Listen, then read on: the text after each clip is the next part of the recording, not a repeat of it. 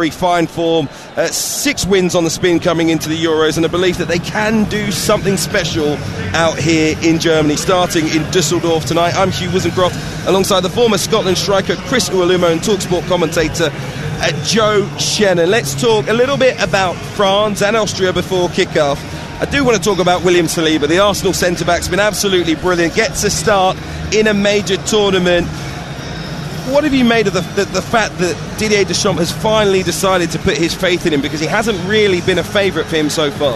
Well, it shows you that communication is going on behind the scenes. You know, it's one of those things, you know, if you come out publicly and say there's certain things about his game, the risks that he takes that you don't like, that you can't trust, you have that discussion with the player.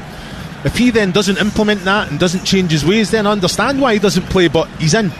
You know the lift that this is going to give Saliba. You know, I'm expecting a big performance, for the fact the confidence will be there. The manager has that faith and belief in him. He knows how good he is. You know, he's shown us throughout the last campaign how fantastic he is. So yeah, it's all about doing the things right, showing the manager that you've implemented those things, and you can tick that box. He is one of the younger names to come into the squad. There's plenty of young talent. It is a pretty changed France team. There are still some fantastic talents in the shape of Antoine Griezmann, for example, N'Golo Kanté, the remnants of teams gone by that have gone there, done it, got the T-shirt as well. You know, talk about the depth of this squad for me and the potential that they have as we reach the latter stages. The likes of Camavinga on the bench, so many, in fact, too many to list. Yeah, it's ridiculous, isn't it? Now with the qualities that they've got, you know, you're looking at the players that they've got to come in, and the quality and depth. You know, they can make 3 teams that could be competitive in the European Championships, but it's quality throughout. You know, they have an identity under Deschamps as well. It doesn't really kind of veer away from that, no matter the personnel. You know, 4-3-3, 4-2-3-1 on occasion.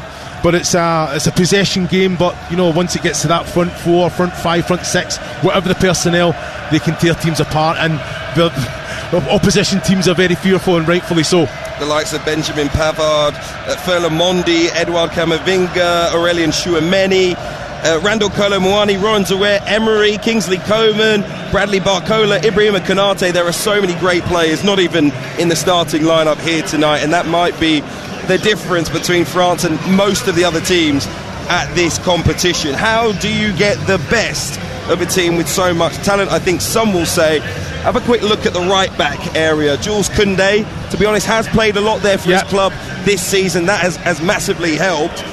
He's always pretty solid. He's a very talented player, but he isn't a natural right back. Is that where you would try and target France? Well, I think you will. You know, I think that's what Austria will do this evening.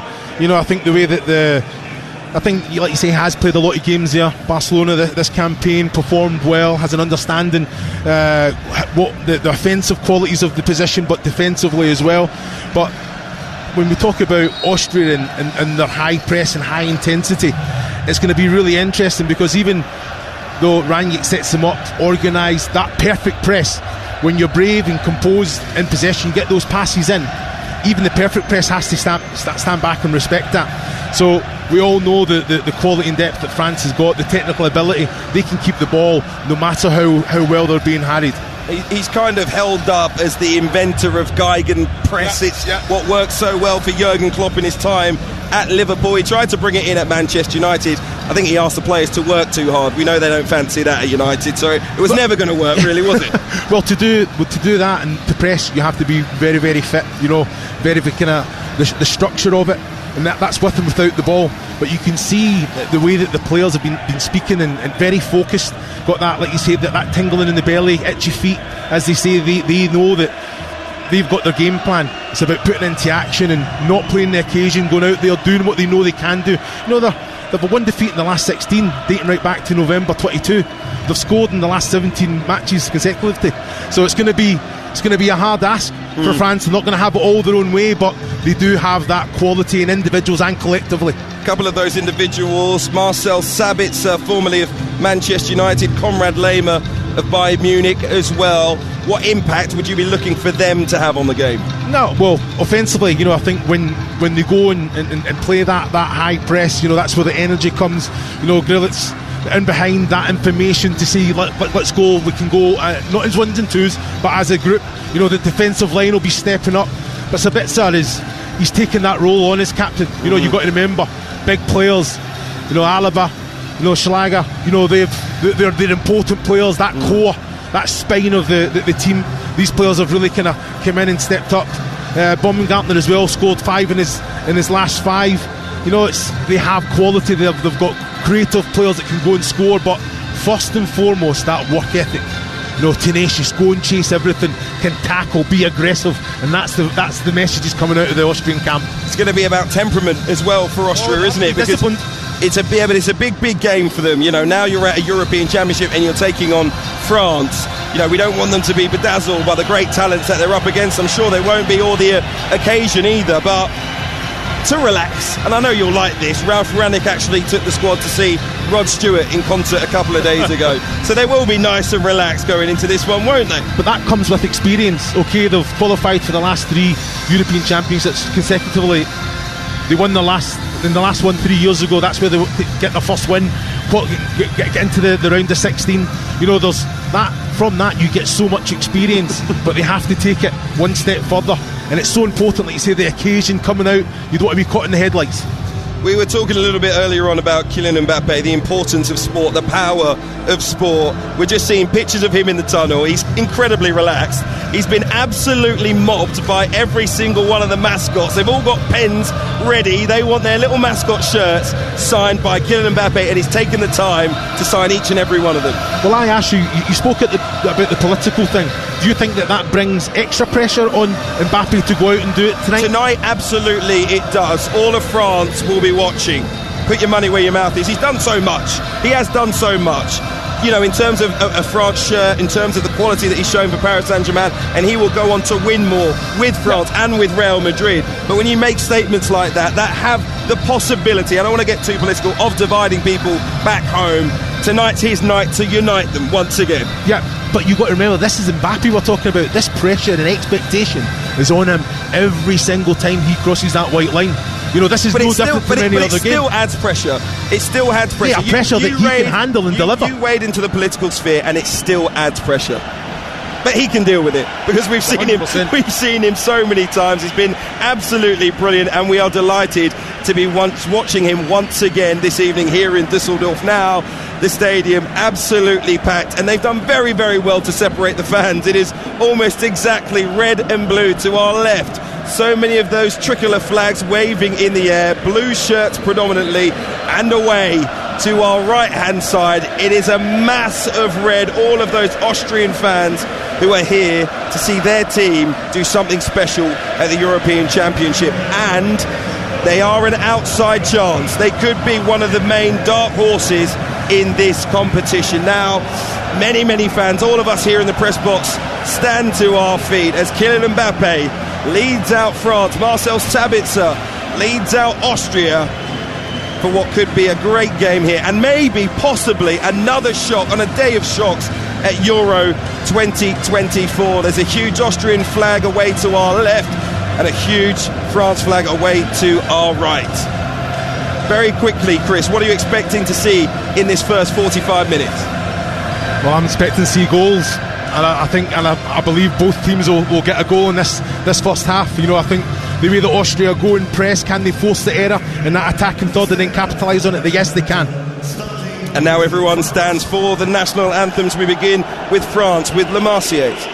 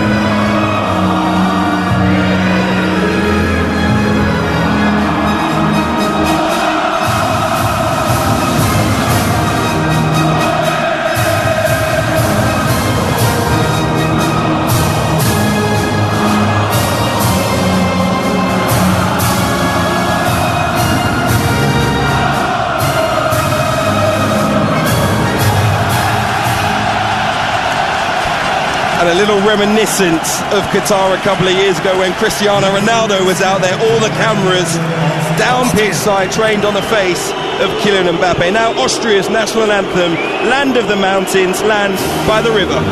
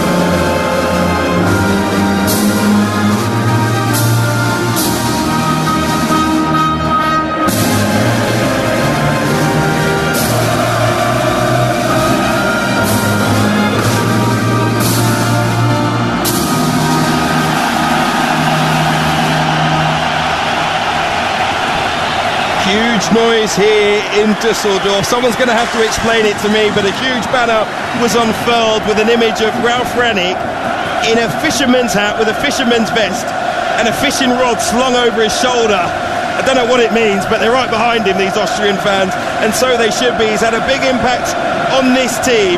They'll be taking on France in a few moments' time. It has been a day of surprises so far. Earlier in Group E, Romania beat Ukraine 3-0. Slovakia beat Belgium by 1-0. After the Dutch beat Poland yesterday, it's the second game in Group D. Back-to-back World Cup finalist France looking to unite their nation against a proud Austrian team primed to send a message of their own. It is time for the main attraction as France take on Austria in the company of the former Scotland striker Chris Uolumo and TalkSport's Joe Shinner. Thank you, Hugh. Good evening, everyone. 4 days into Euro 2024, and already some of those highly fancied in the quest for European glory have signalled their early intent. Germany and Spain both kicked off with thumping victories. Italy had to come from behind in their opener, but the holders are off and running. It wasn't pretty for England, but a win is a win.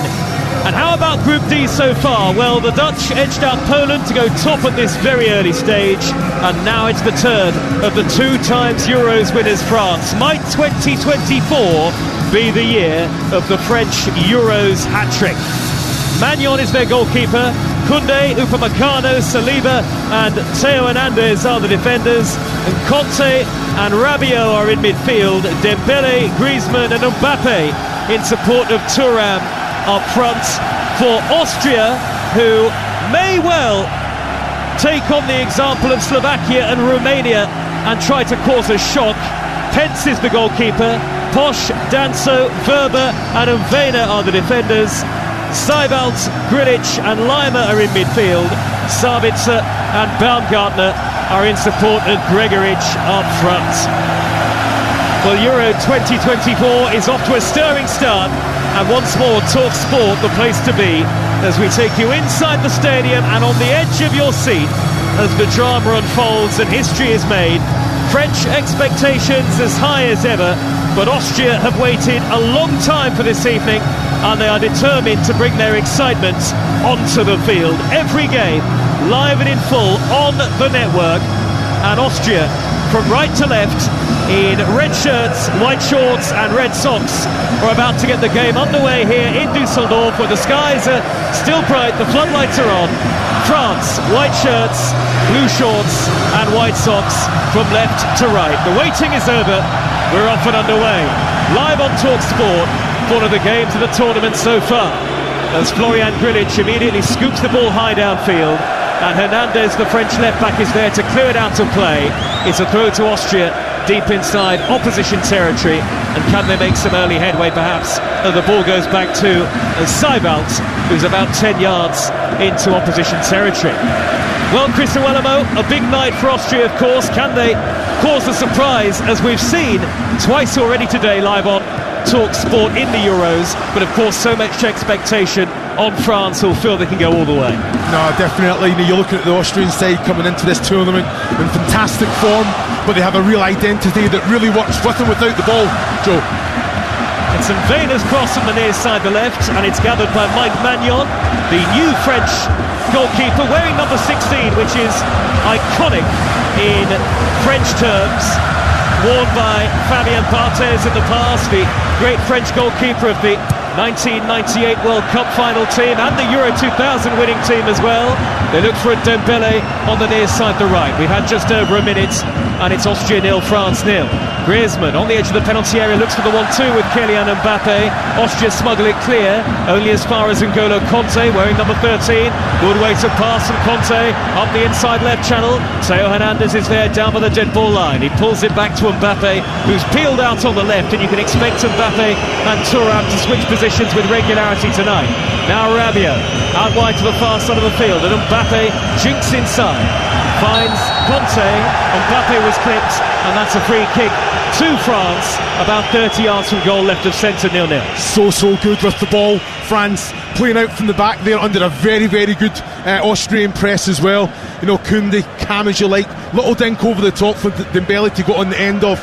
You know, Austria then come back, very compact, distance between the lines were good. France are just picking the moments. Those little in between passes been excellent. Griezmann is standing over the free kick for France. Orange boots on, left of centre as we look at it. France playing towards the end that houses the Austria fans. It's a sea of red behind the goal. Griezmann left-footed in towards William Saliba, good header away. Kevin Danso at the heart of the Austrian back line with a flicked header, and France have a throw right down by the corner flag on the near side of the field. You're listening to Talk Sport live in Dusseldorf from Euro 2024 here in Western Germany, and it's Austria 0, France 0, but predictably France have enjoyed plenty of possession, and indeed Ralf Rangnick, who is standing a long way down below us on the edge of his technical area. We're high up in the upper tier, steep drop to the near touchline below. He did say before the game, Rangnick, Chris, that Austria will expect to have a lot of time where they're going to have to sit out of possession. Yeah, and they have to be disciplined in that as well. You know, I think they have to be aggressive on the front foot, but it's so important they don't give away silly fouls, pick up silly bookings. It's so important they keep all men on the pitch.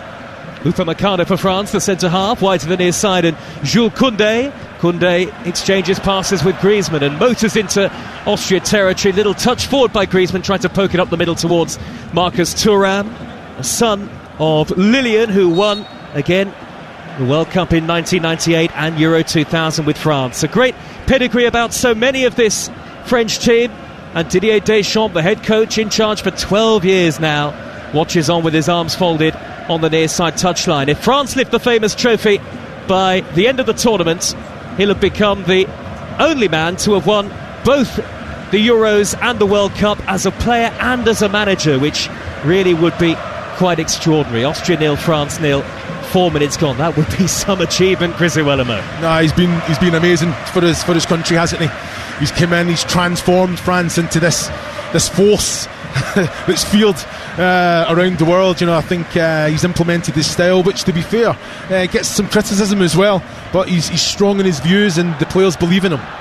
Conte gets away with a heavy touch in the middle of midfield, and it bounces away from the Austrian frontman Michael Gregoritsch, and France work the ball wide to Mbappe on the far side of the left. Now Hernandez darting infield into a central position. He sets the ball towards Rabiot, just behind Rabiot. Hernandez was caught anyway by the retreating Danso, I think, and the referee was in an excellent position to see it. And France have a free kick, I would say just about within shooting range, maybe 30 yards from goal, again left of centre. They will send Saliba and Upamecano forward. Clumsy challenge by Danso there. Yeah, it was, you know, but I think it was a challenge that had to be made.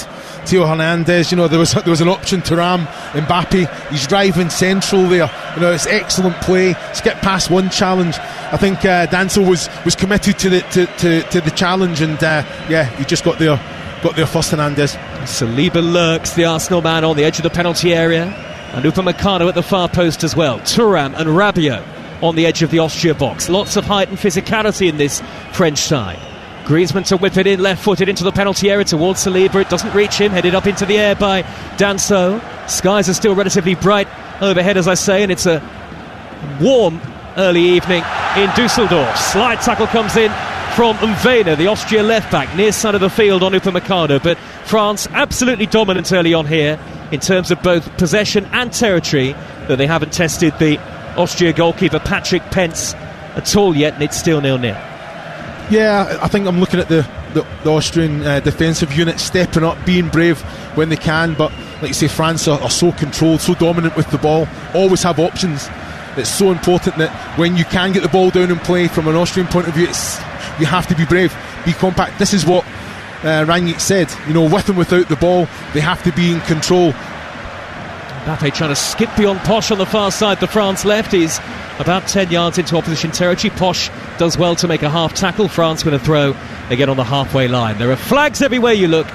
Austrian flags to the right hand side and red shirts, and away to the left the blue of France and the tricolor flag being waved by the France supporters away to our left hand side. It is full at the Dusseldorf Arena, 47,000 or so on what has been a day of shocks, you have to say, at Euro 2024. Romania 3-0 winners over Ukraine, and then also in Group E, Belgium 0, Slovakia 1 for the surprise result of the tournament so far.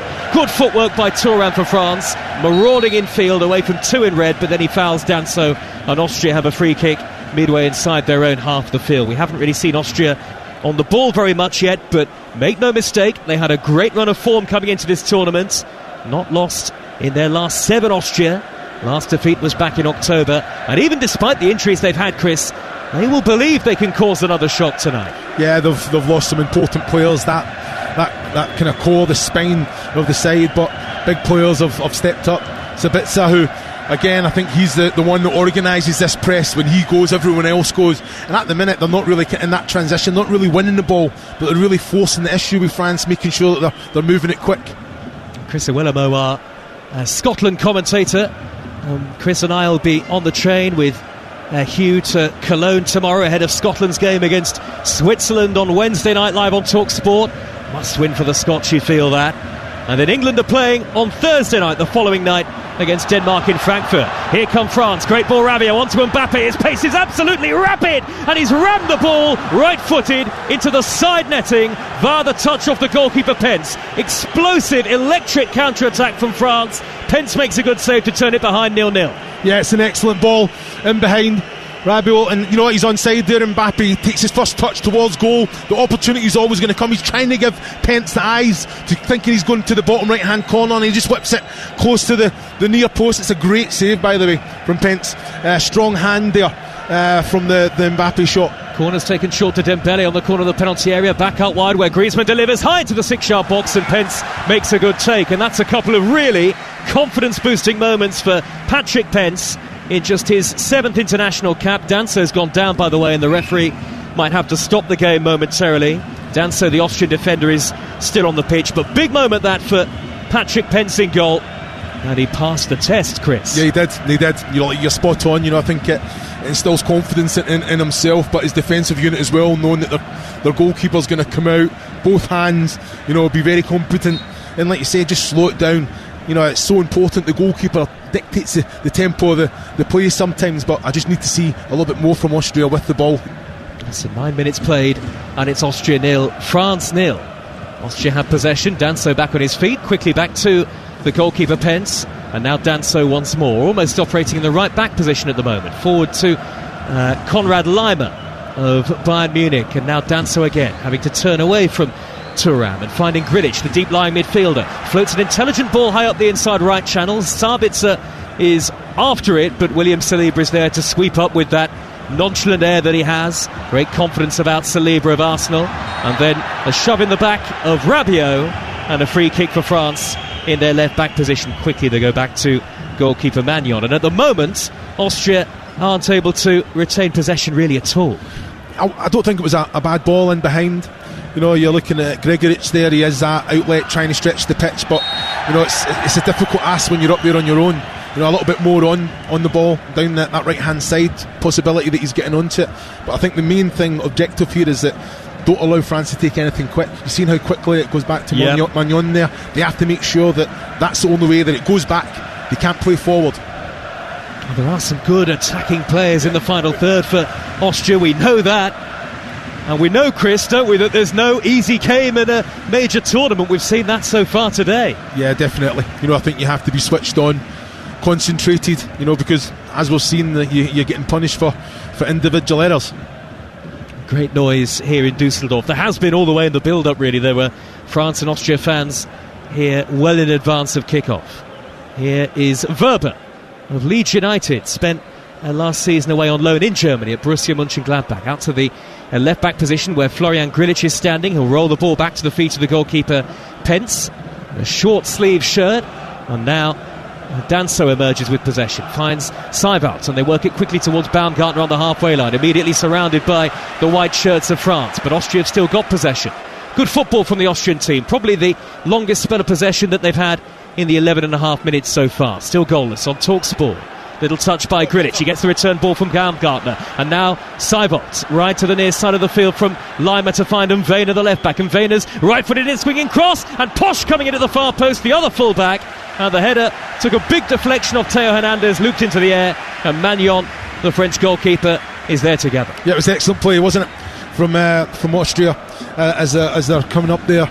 You're looking at Baumgartner, Sabitzer, all linking up. And then... and when they come in with the ball, but got to say Magnon, good strong hands, come out and claims it.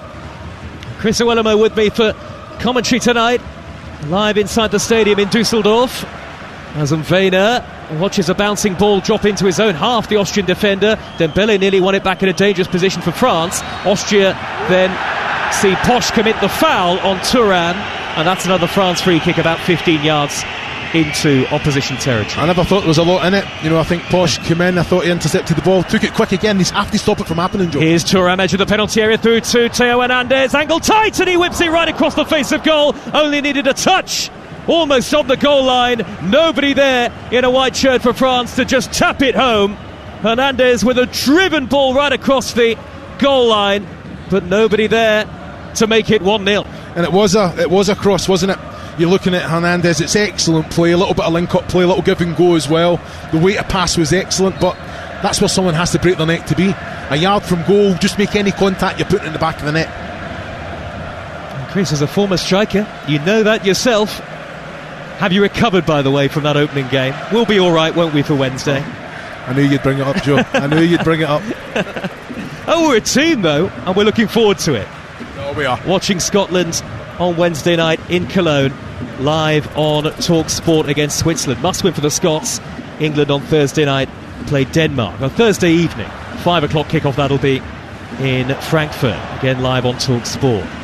Portugal get their campaign underway against the Czechs tomorrow in another live commentary that will bring you all 51 matches of the Euros.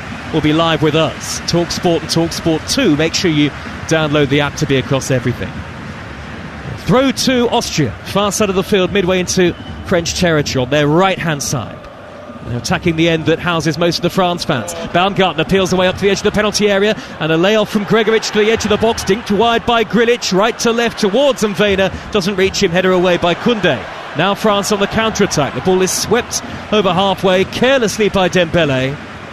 Far and away overhit, no way that Griezmann was going to get anywhere near that. He was about 20 yards from the ball in the end, and Austria able to sweep up and win possession back. And Austria, after a slightly nervy opening few minutes, nearly a quarter of an hour gone, and they're starting to enjoy some possession in the game, Ralph Rangnick's team. Yeah, they are. I think using the ball well. They've always got that option, both channels, trying to hug the line. I think they've got Danso on the ball there that's tried to play the ball out to the left channel here, but overhit. But did you see that little back heel from Griezmann there? Just took three. Silky, Austria thought it was outstanding. Some of the deft touches of these French players are lovely to watch. Here's Lima for Austria in a dangerous position, but there was a foul on Mbappe earlier on. It did look like a foul. Danso all over the back of Mbappe, and he's got to be careful, the centre-half. That's twice already Kevin Danso has committed clumsy fouls on his major tournament debut, and Maybe that was his last warning. No, it's intelligent play from Mbappe there. You know, he's running, he sees the flight of the ball, and then he just stands, he stops still and backs in. You know, Danzo's reading the ball as well, and he's coming. It's a hard one for the defender to try and negate and get round Mbappe there. Magnon, the French goalkeeper's got possession under pressure from Baumgartner. Threads the ball to his left, and as Saliba, lovely footwork by Saliba, jinking in field away from Sybont. And now here come France. Over the halfway line is Griezmann to find Dembele, right in front of the French dugout. He's one-on-one with Mvena. Dembele accelerates towards the corner of the penalty area, then he's chopped down by that lunge from Verber, and that's a yellow card, a clear foul. Really did dive at Dembele there. Max Verber, the centre half. The Frenchman sent sprawling, and it's another France free kick in a dangerous area, about 5 yards from the corner of the penalty area on the near side of the field. Did he lunge in with 2 feet there, Chris? Well, I've got to say, I think Verber definitely showed the studs, just trying to leave it in. I've got to say, Dembele, so direct, you know, great movement, agility to get through the two there, but Verber was committed to the challenge before Dembele had even got past in Vena. Well, they've got to be careful, Austria, and I'm sure Ralf Rangnick will be really concerned about the amount of free kicks they've given away in the defensive third so early on. 16.5 minutes gone, Austria 0, France 0. Whipped in by Griezmann into the 6-yard box, and it's eventually gathered by goalkeeper Pence. Saliba made a darting run into the near post, but he couldn't get his head to it. Mbappe was there as well, and Austria have the ball back 0-0. It's an excellent ball in, isn't it? It's always on target, just coming in at the back post, and goalkeepers have been told, you watch the flight of the ball. If someone comes across that line and gets a touch, then defensively the defensive unit hasn't done its job, and that's what Pence done there. He could just come out, took it comfortably, even though there was a lot of bodies running across the path. Here is Danso for Austria at the other end, inside the other half of the field, away to our left, the France half. Early ball in by Poch, high towards the near post, and it's cleared away by Upamecano on the volley for France, authoritatively out of defence.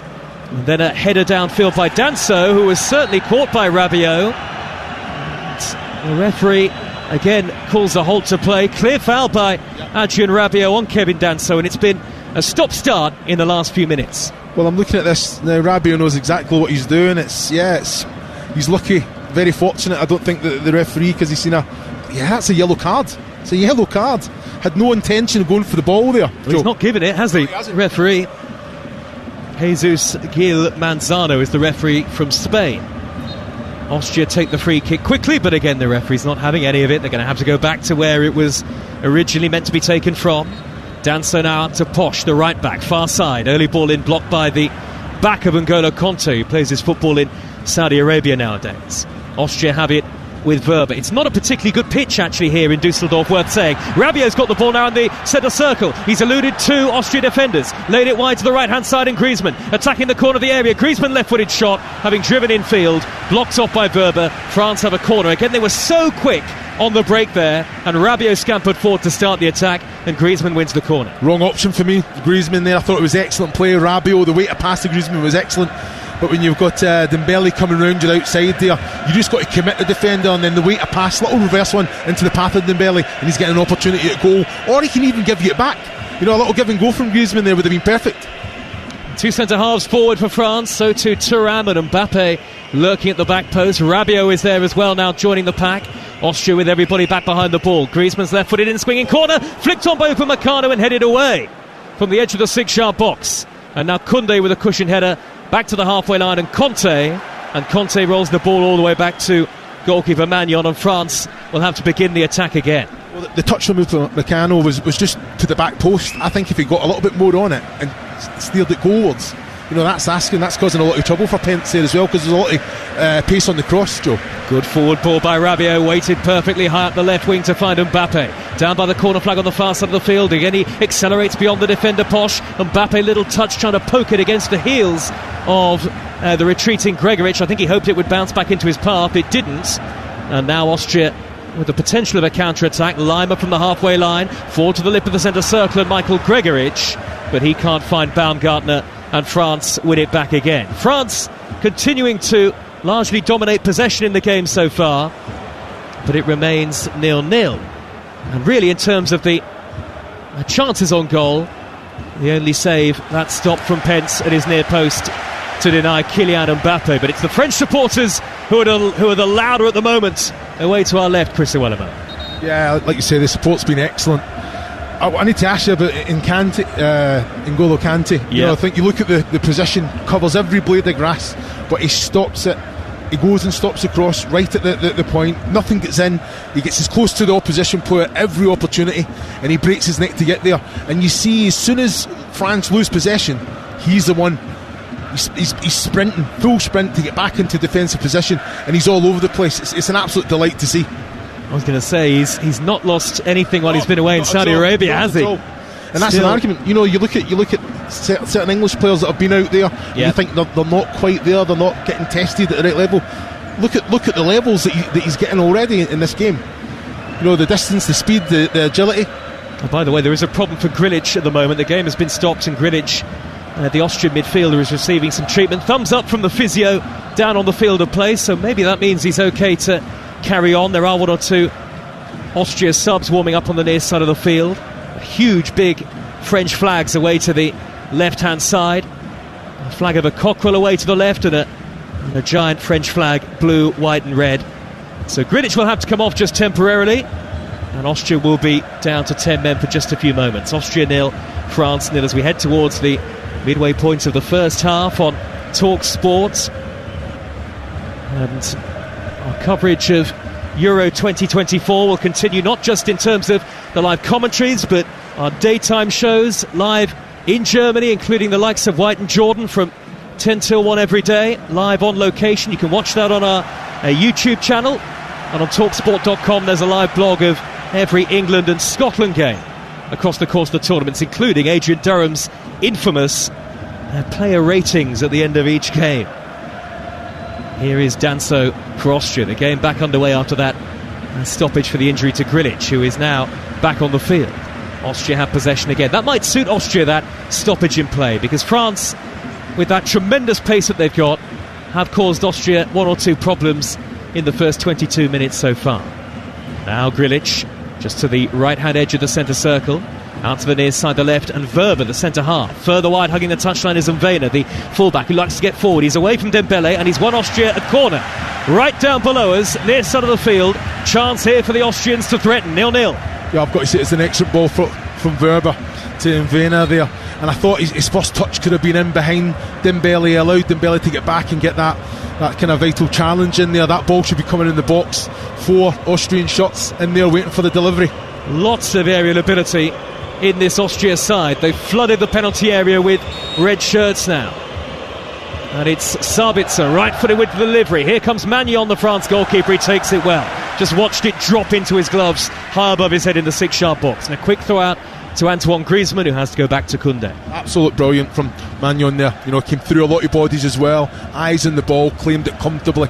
You know, that's what you want. It instills confidence into the defence and himself as well. It's strange not to see Hugo Lloris in goal for France at a major tournament. Retired from international football. Great flick, Mbappe to the halfway line, and Hernandez is racing forward here through the middle. Blocked off by Verba, who's got to be careful. No foul, says the referee.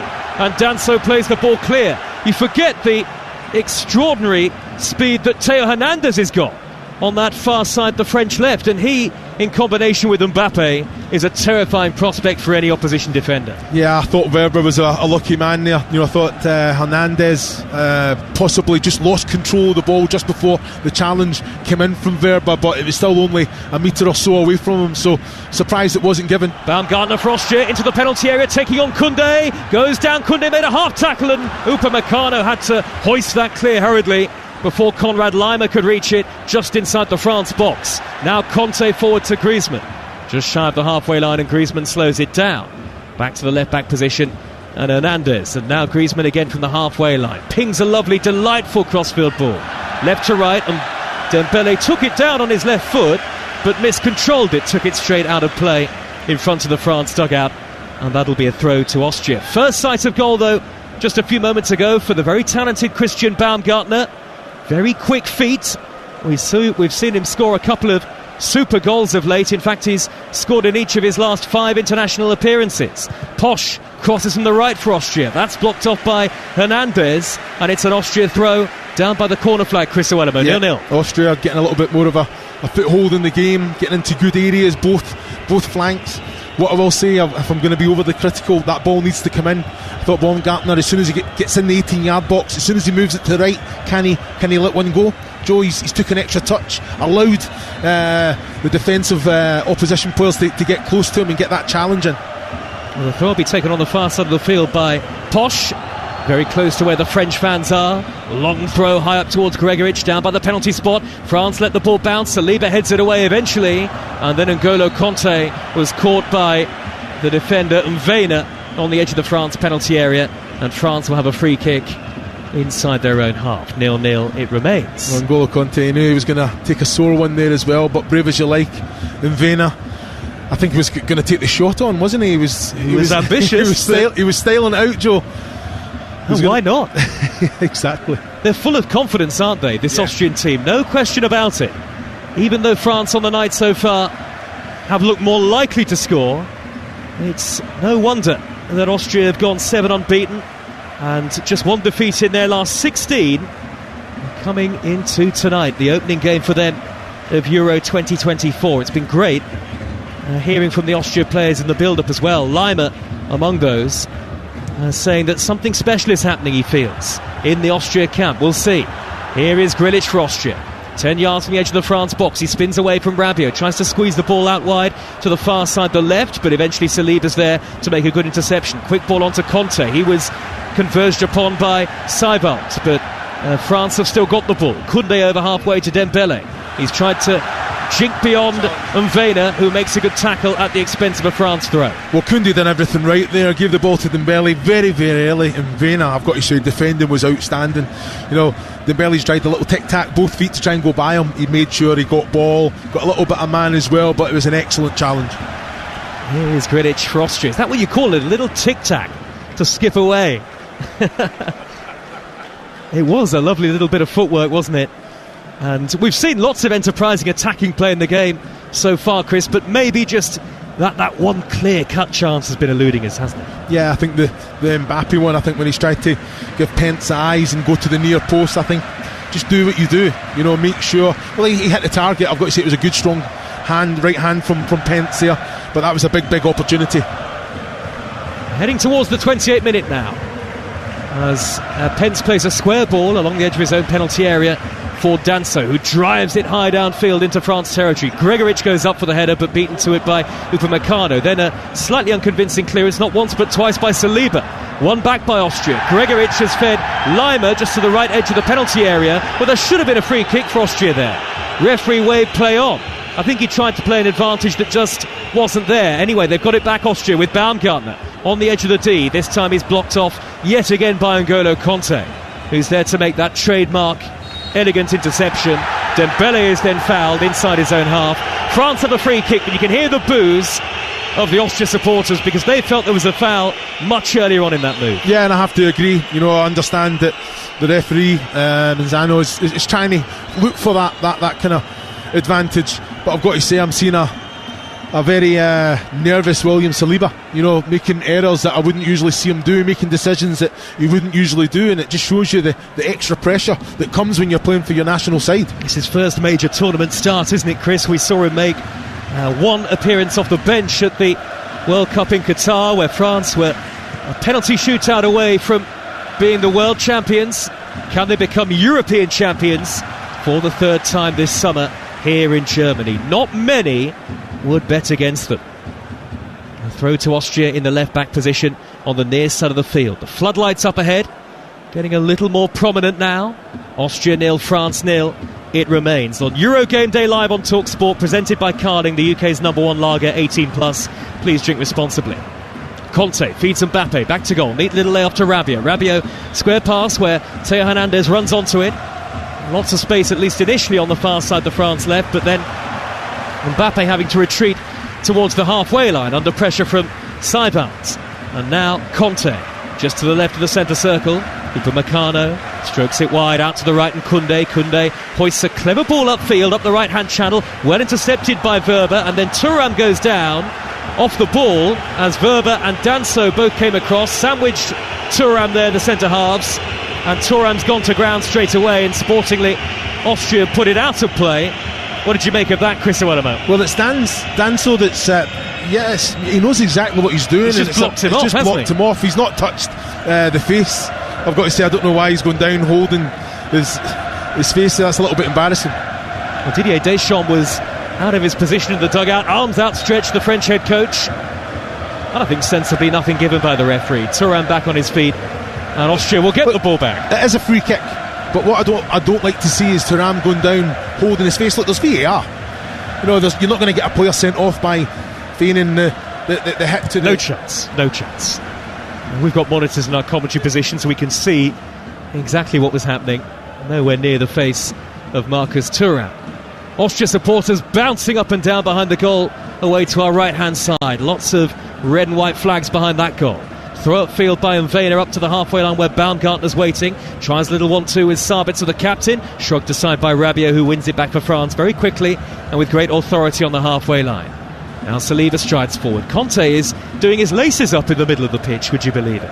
A pitch that isn't perfect. I mentioned that earlier on. It's been relayed 4 times in the build-up to this tournament here in Düsseldorf. You can actually see where it's a bit bobbly from where we are, Chris. Yeah, well, we were walking around doing our pitch walk with Sal yesterday. We did. You could actually see how lumpy it was, wasn't it? So I think they were doing a lot of work with it yesterday. And you got your corner flag photo as ever, didn't you? I'm happy, man. You seen how happy it made me? I did. I certainly did. I've not seen you happier all tournament. And maybe, just maybe, there's hope for even more happiness for Chris on Wednesday night. Scotland against Switzerland live on TalkSport.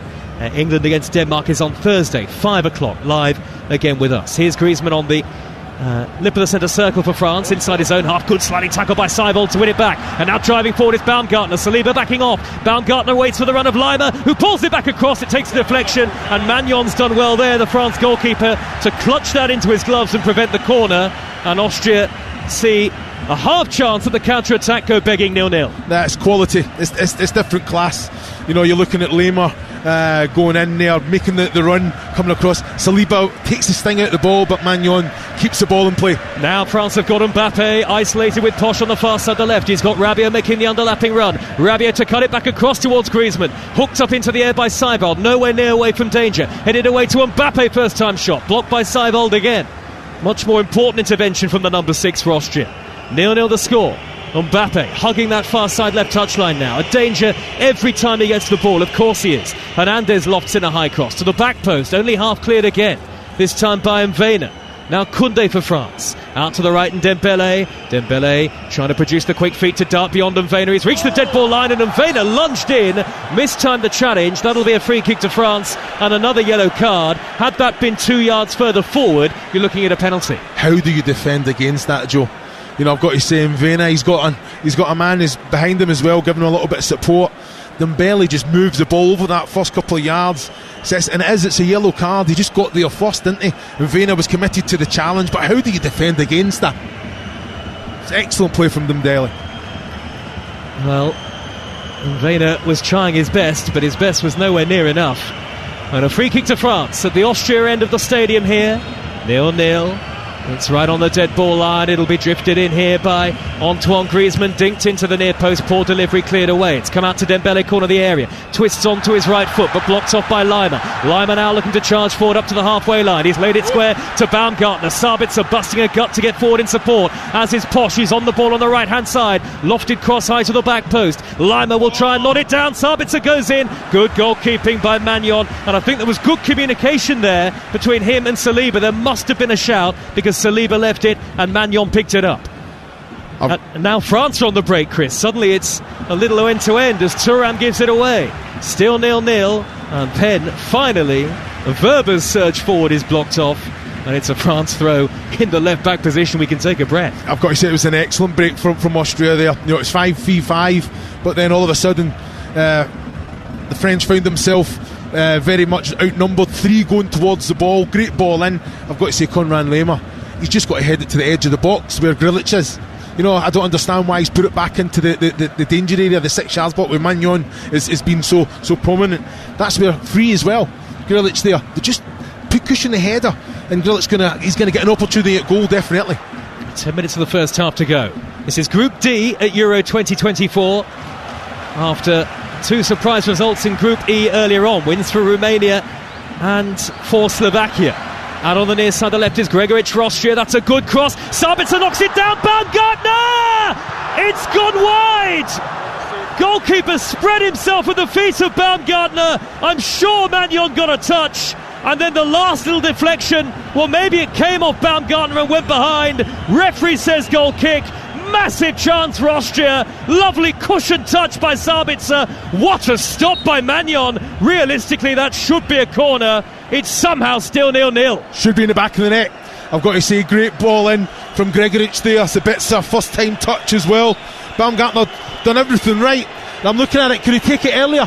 No, he's not. And it's a corner kick. I don't understand how the referee can get that one wrong. Ridiculous decision. Magnon came out so quickly and he had to. What a save that is.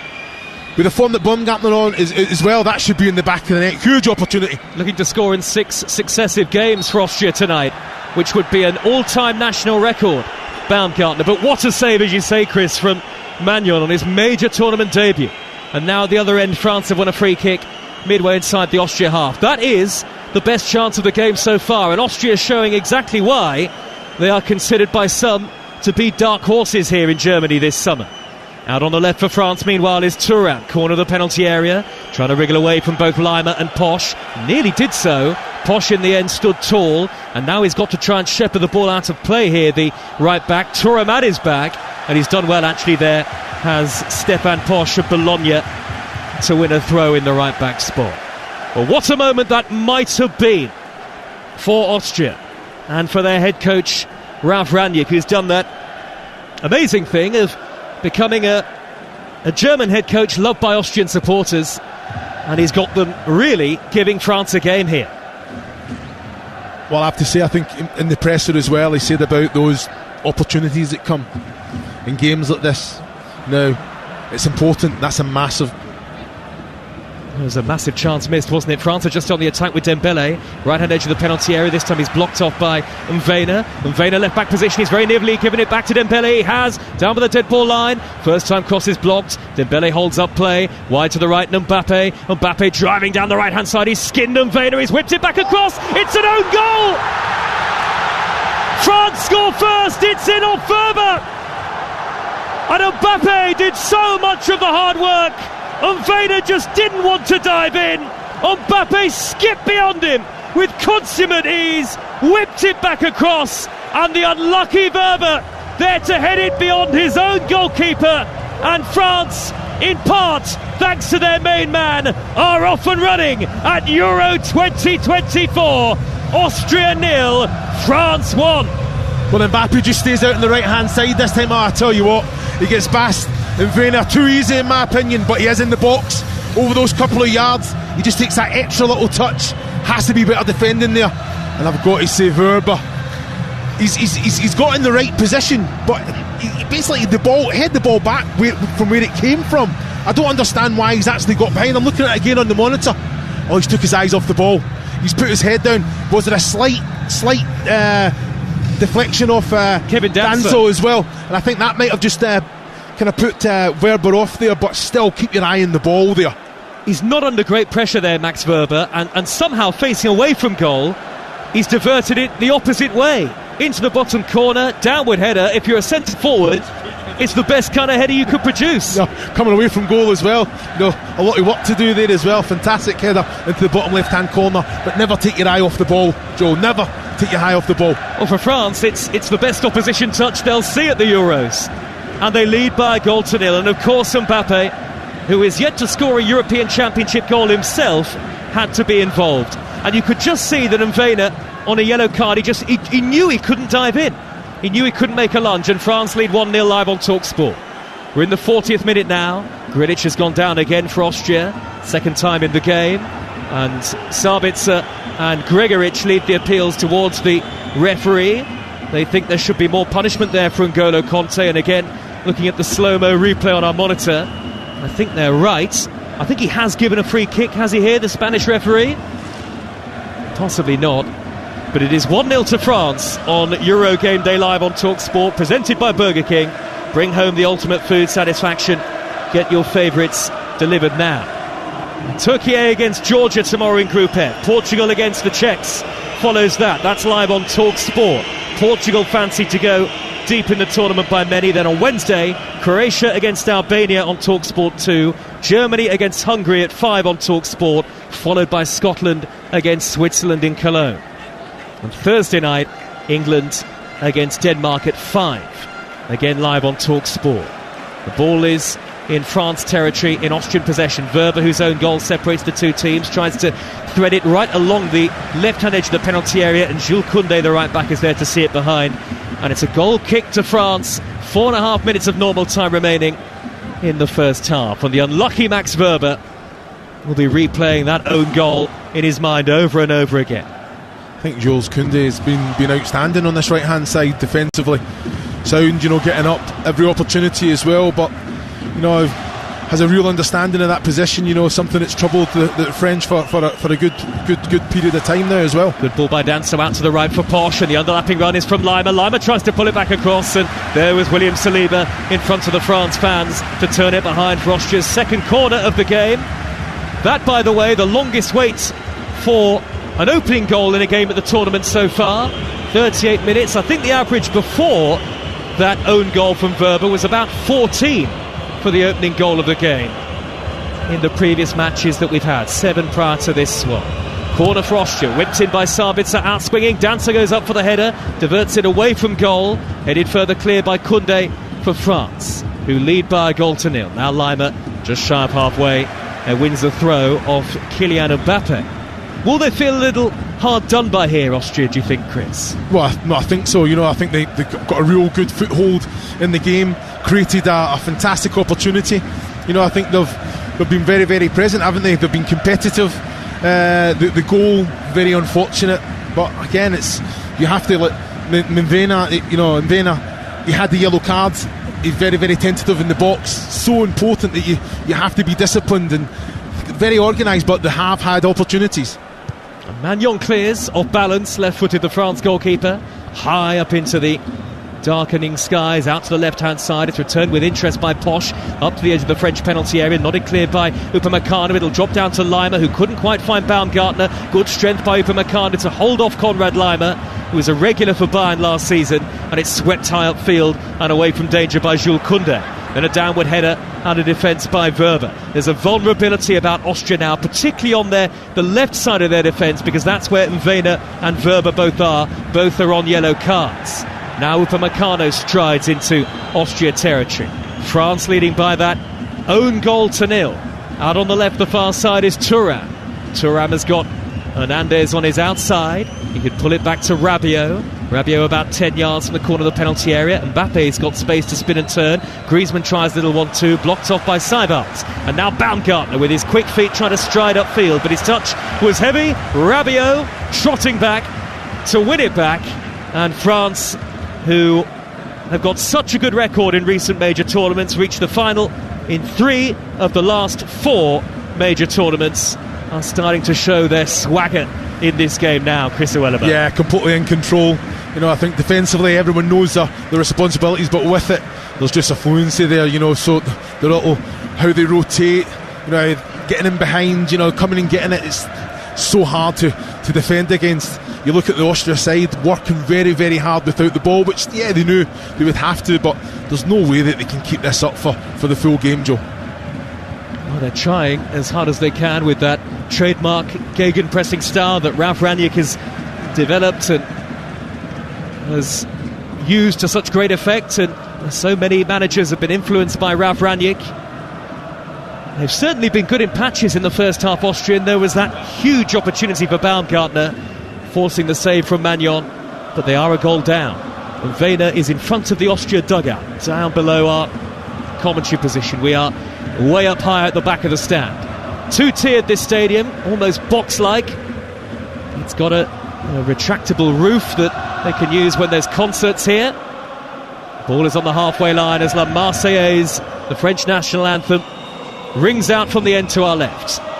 Grilic inside the centre circle. Last few seconds of normal time at the end of the first half. Grilic, the number 10 for Austria, midway into opposition territory. France with the white shirts with the pinstripes, back behind the ball. All eyes on the fourth official down below us for the added time at the end of the first half as Koundé wins it back for France. Just a minute added. Dembele streaks over halfway, lays the ball square to Griezmann. Griezmann, lovely reverse ball up the middle. Kylian Mbappe takes it down. Can he beat the goalkeeper too? And he can. Pence is smothering himself at the feet of Mbappe, and he's done very well indeed there, the goalkeeper. Looked for a second like he was going to be caught out, but just as he thought he was about to stumble, he regained his footing and made a good save to hold on to the ball. What was excellent play from France there. Griezmann with a little ball in behind, timed run from Mbappe. I thought he took the perfect touch. I thought he was just going to lift it over. Pence as well there, but keeper done well, kept himself big, and then reacted to the loose ball, got there first. France still lead by a goal to nil. Konrad Laimer for Austria, 10 yards from the edge of the penalty area. Back to Grilic. They've only got 15 seconds or so remaining in first half added time here, Austria, to try and get an equaliser. Grilic, good ball, sprayed out to the right hand side. Posh in space, left footed in swinging cross, headed away by Koundé, just drifted over the head of Sabitzer, and that's half time. France began and finished the game well, and they have a half time lead through an own goal from Maximilian Wöber, the Austria centre half, the unlucky man to nod it beyond his own goalkeeper after sterling work from who else? Yes, Kylian Mbappe in the build-up, electric pace and a good ball in, diverted into his own net by the Austrian number 2, but sandwiched in between the good start and good finish to the half from France was some enterprising Austrian play. They've certainly shown the potential that they brought to qualifying, and Christoph Baumgartner had a glorious opportunity to put them in front at 0-0, clean through on goal, but Mike Maignan, the France goalkeeper, on his major tournament debut, made one of the saves of Euro 2024 so far. So far, so good on opening night for France. Austria 0, France 1. Well, as the France players exit the pitch here, down the tunnel, it looks like they are more pleased, of course they are, with their performance. Maybe a little bit too comfortable for my liking. It was a good start and a good finish to that half, as Joe Shannon just pointed out, but they certainly didn't have things all their own way, and they gave up a very, very good opportunity that if it had been put into the back of the net, maybe they would have been feeling very, very different at the break. And it is actually a contrasting move for the Austria players, who look far too disappointed for me going off at half-time, because they played very, very well indeed. They do find themselves behind, but they have plenty of positives to take from that opening 45 minutes. At the break, France 1, Austria 0 here in Dusseldorf. Chris Uwalumo, former Scotland striker, am I right on that? It's been a very intriguing tactical battle, but did France not really have things the way they wanted in that first period? Well, I think that's down to how well I think Austria kind of weathered the storm, I have to say, without really conceding any big chances. I think Mbappe got in behind after about 15 minutes, and then Pence, great save to his near post. After that, then Austria started getting a foothold in the game. Deliveries were coming into the box. It's a big opportunity, is it? But I've got to say, Maignan was, what a save. Huge chance for Christoph Baumgartner. It was a lovely move from Austria. In fact, they've showed us some great periods of possession in that half, really choosing the spare man and the space to play the ball into. It's allowed them to progress up the field very, very well. An intricate ball played in from the left-hand side. A little touch off from Gregoritsch into the path of the runner, Christoph Baumgartner. He has to score. I think he can take it early, but I've got to say, the Maignan coming out, it's a great ball in from Gregoritsch. It's a bit silly, one-touch pass for Baumgartner to get in behind, and then the ball just got away from him a little bit, so he's kind of stretching. I still think he knows where the goal is. You know, make sure you can take it on the volley. You know, you can take it earlier. The ball, as soon as you allow the ball to get away. Maignan came out, done everything right, and even then it was still an excellent save because he still got there first, Baumgartner. Tried to be too cute for me, tried to be a little bit too clever. If you watch in slow motion, just changes the body shape, feints into the far corner. He thinks Maignan sold, goes for the near corner, and his right foot outstretched. It is a fantastic save, and I will give the credit to Mike Maignan for that one. But had France gone behind, I think the mood would have been very, very different for both sides. In the end, because of the yellow cards, I think it has allowed France to maybe turn the screw and be more positive in areas than they would have been before those yellow cards were given out. Certainly in the fullback areas, they've been able to have a go at the fullbacks now with the yellow cards that have been handed out. and that means that in particular for someone like Kylian Mbappe, it's far too easy. He skipped past already booked in Vena. His cross was put into his own net by Verba. It was a poor piece of play from Austrian point of view. No, it was. I think obviously Dembele's got the ball. I think it's good defending there. It breaks, falls to Mbappe, who's out on the right hand side. He gets that in Vena. Because he's on a yellow card, Mbappe's in the box, you can't really make that challenge. You're just trying to make some sort of contact. Great bit of quality, gets his head up. Mbappe, end product as well, tries to pick out his man. Verba, for me, takes his eye off the ball, gets into the right position. He could take it in the midriff and then just put the foot through it, but it does take a little slight deflection off Danso as well. And then I think it's an excellent header from an attacking point of view to find the bottom left hand corner, but defensively it should go back from where it came. He closes his eyes, and it's a poor piece of play. Yeah. Danso goes for the header just before him. He doesn't really touch it. Maybe there's a slight glance, but because his own defender is there, he almost moves his head away from it. It ends up coming off the side of his head and perfectly into the bottom corner of his own goal. And in the end, an own goal from Austria's Maximilian Verba is the difference here in Düsseldorf. At the break here on TalkSport, with much more to come, it is France 1, Austria 0. Euro Game Day Live on TalkSport with Carling, the UK's #1 lager. 18 plus, always drink responsibly. It's the most wonderful time of the year. On the beach, on the beach, on the beach. Booking geniuses. Choose from thousands of amazing all-inclusive holidays with On the Beach. Go all in on all-inclusive. Leave the bank cards at home, but not your trunks. On the Beach. Book like a genius. Holiday like a fool. ATOL protected.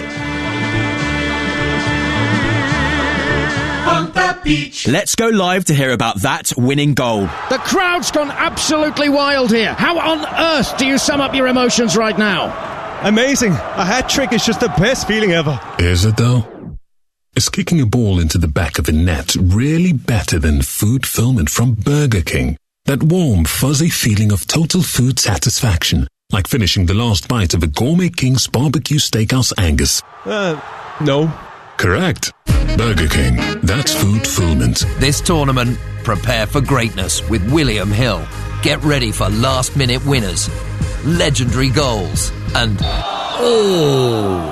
straight red cards. Oh, what was he thinking? Win 25% more on every single game this tournament with Bet Builder Extra, online or in the app, only from William Hill. Available day before match to kick-off. Bet Builders are 3+ selections at 3-1 or more. Pre-match singles, match stake £20. Full T's and C's apply. 18+, begambleaware.org. Here she is, the 3-time world champion. What has she got in store for us today? Things are starting to heat up. Here she goes. Triple Builders Double Stir, I don't believe it! And a chocolate digestive to finish it off. A thing of beauty, you have to say. The judges are gonna love this one. British Gas, powering home fans during this summer of sport. Create your avatar. Pwn your first nude. Enjoy your newfound power. Climb the leaderboard. Dominate the leaderboard. Listen to people scream your gamer tag. Kirsty_26. Kirsty_26. Kirsty_26. For less. Selected IKEA gaming setups are now at a new lower price, along with thousands of other products. IKEA, the wonderful everyday. Well, you can see why people are talking about Asda, can't you? Of course, on paper, Asda have a great lineup, with 2 for £7 on Coke 8 packs. Then there's pizza price drops, including the talented spicy chicken fajita flavour and classic 4-cheese deep dish. Worth £3 each, now £2 each. And don't forget the dependable garlic flatbread was £1.80, now £1.50. What a lineup! Get match ready at Asda this summer. Asda, that's more like it. Selected stores online subject to availability. Coke 330ml, £4.25 each. Pizzas and flatbread end 17th of July. May exclude express and small stores. See asda.com/small stores. This Euros, The Sun is bringing you all the gossip, goals and giants of the game. Get insights and analysis from Harry, should have been England manager, Redknapp, Jack, the maestro, Wilshere, Gordon, no nonsense, Strachan, and Jurgen, the winner, Klinsmann. You won't want to miss it. Don't miss out, only in The Sun. Euro Game Day Live, delivered by TalkSport with Burger King. What's better than a last-minute winner? A crispy chicken royale delivered straight to your door. On 1089 and 1053 medium wave. On DAB, online and on your smart speaker. Official broadcaster of UEFA Euro 2024, Germany. Talk Sport. Half-time highlights on Talk Sport with Carling, the UK's #1 lager. 18 plus, always drink responsibly.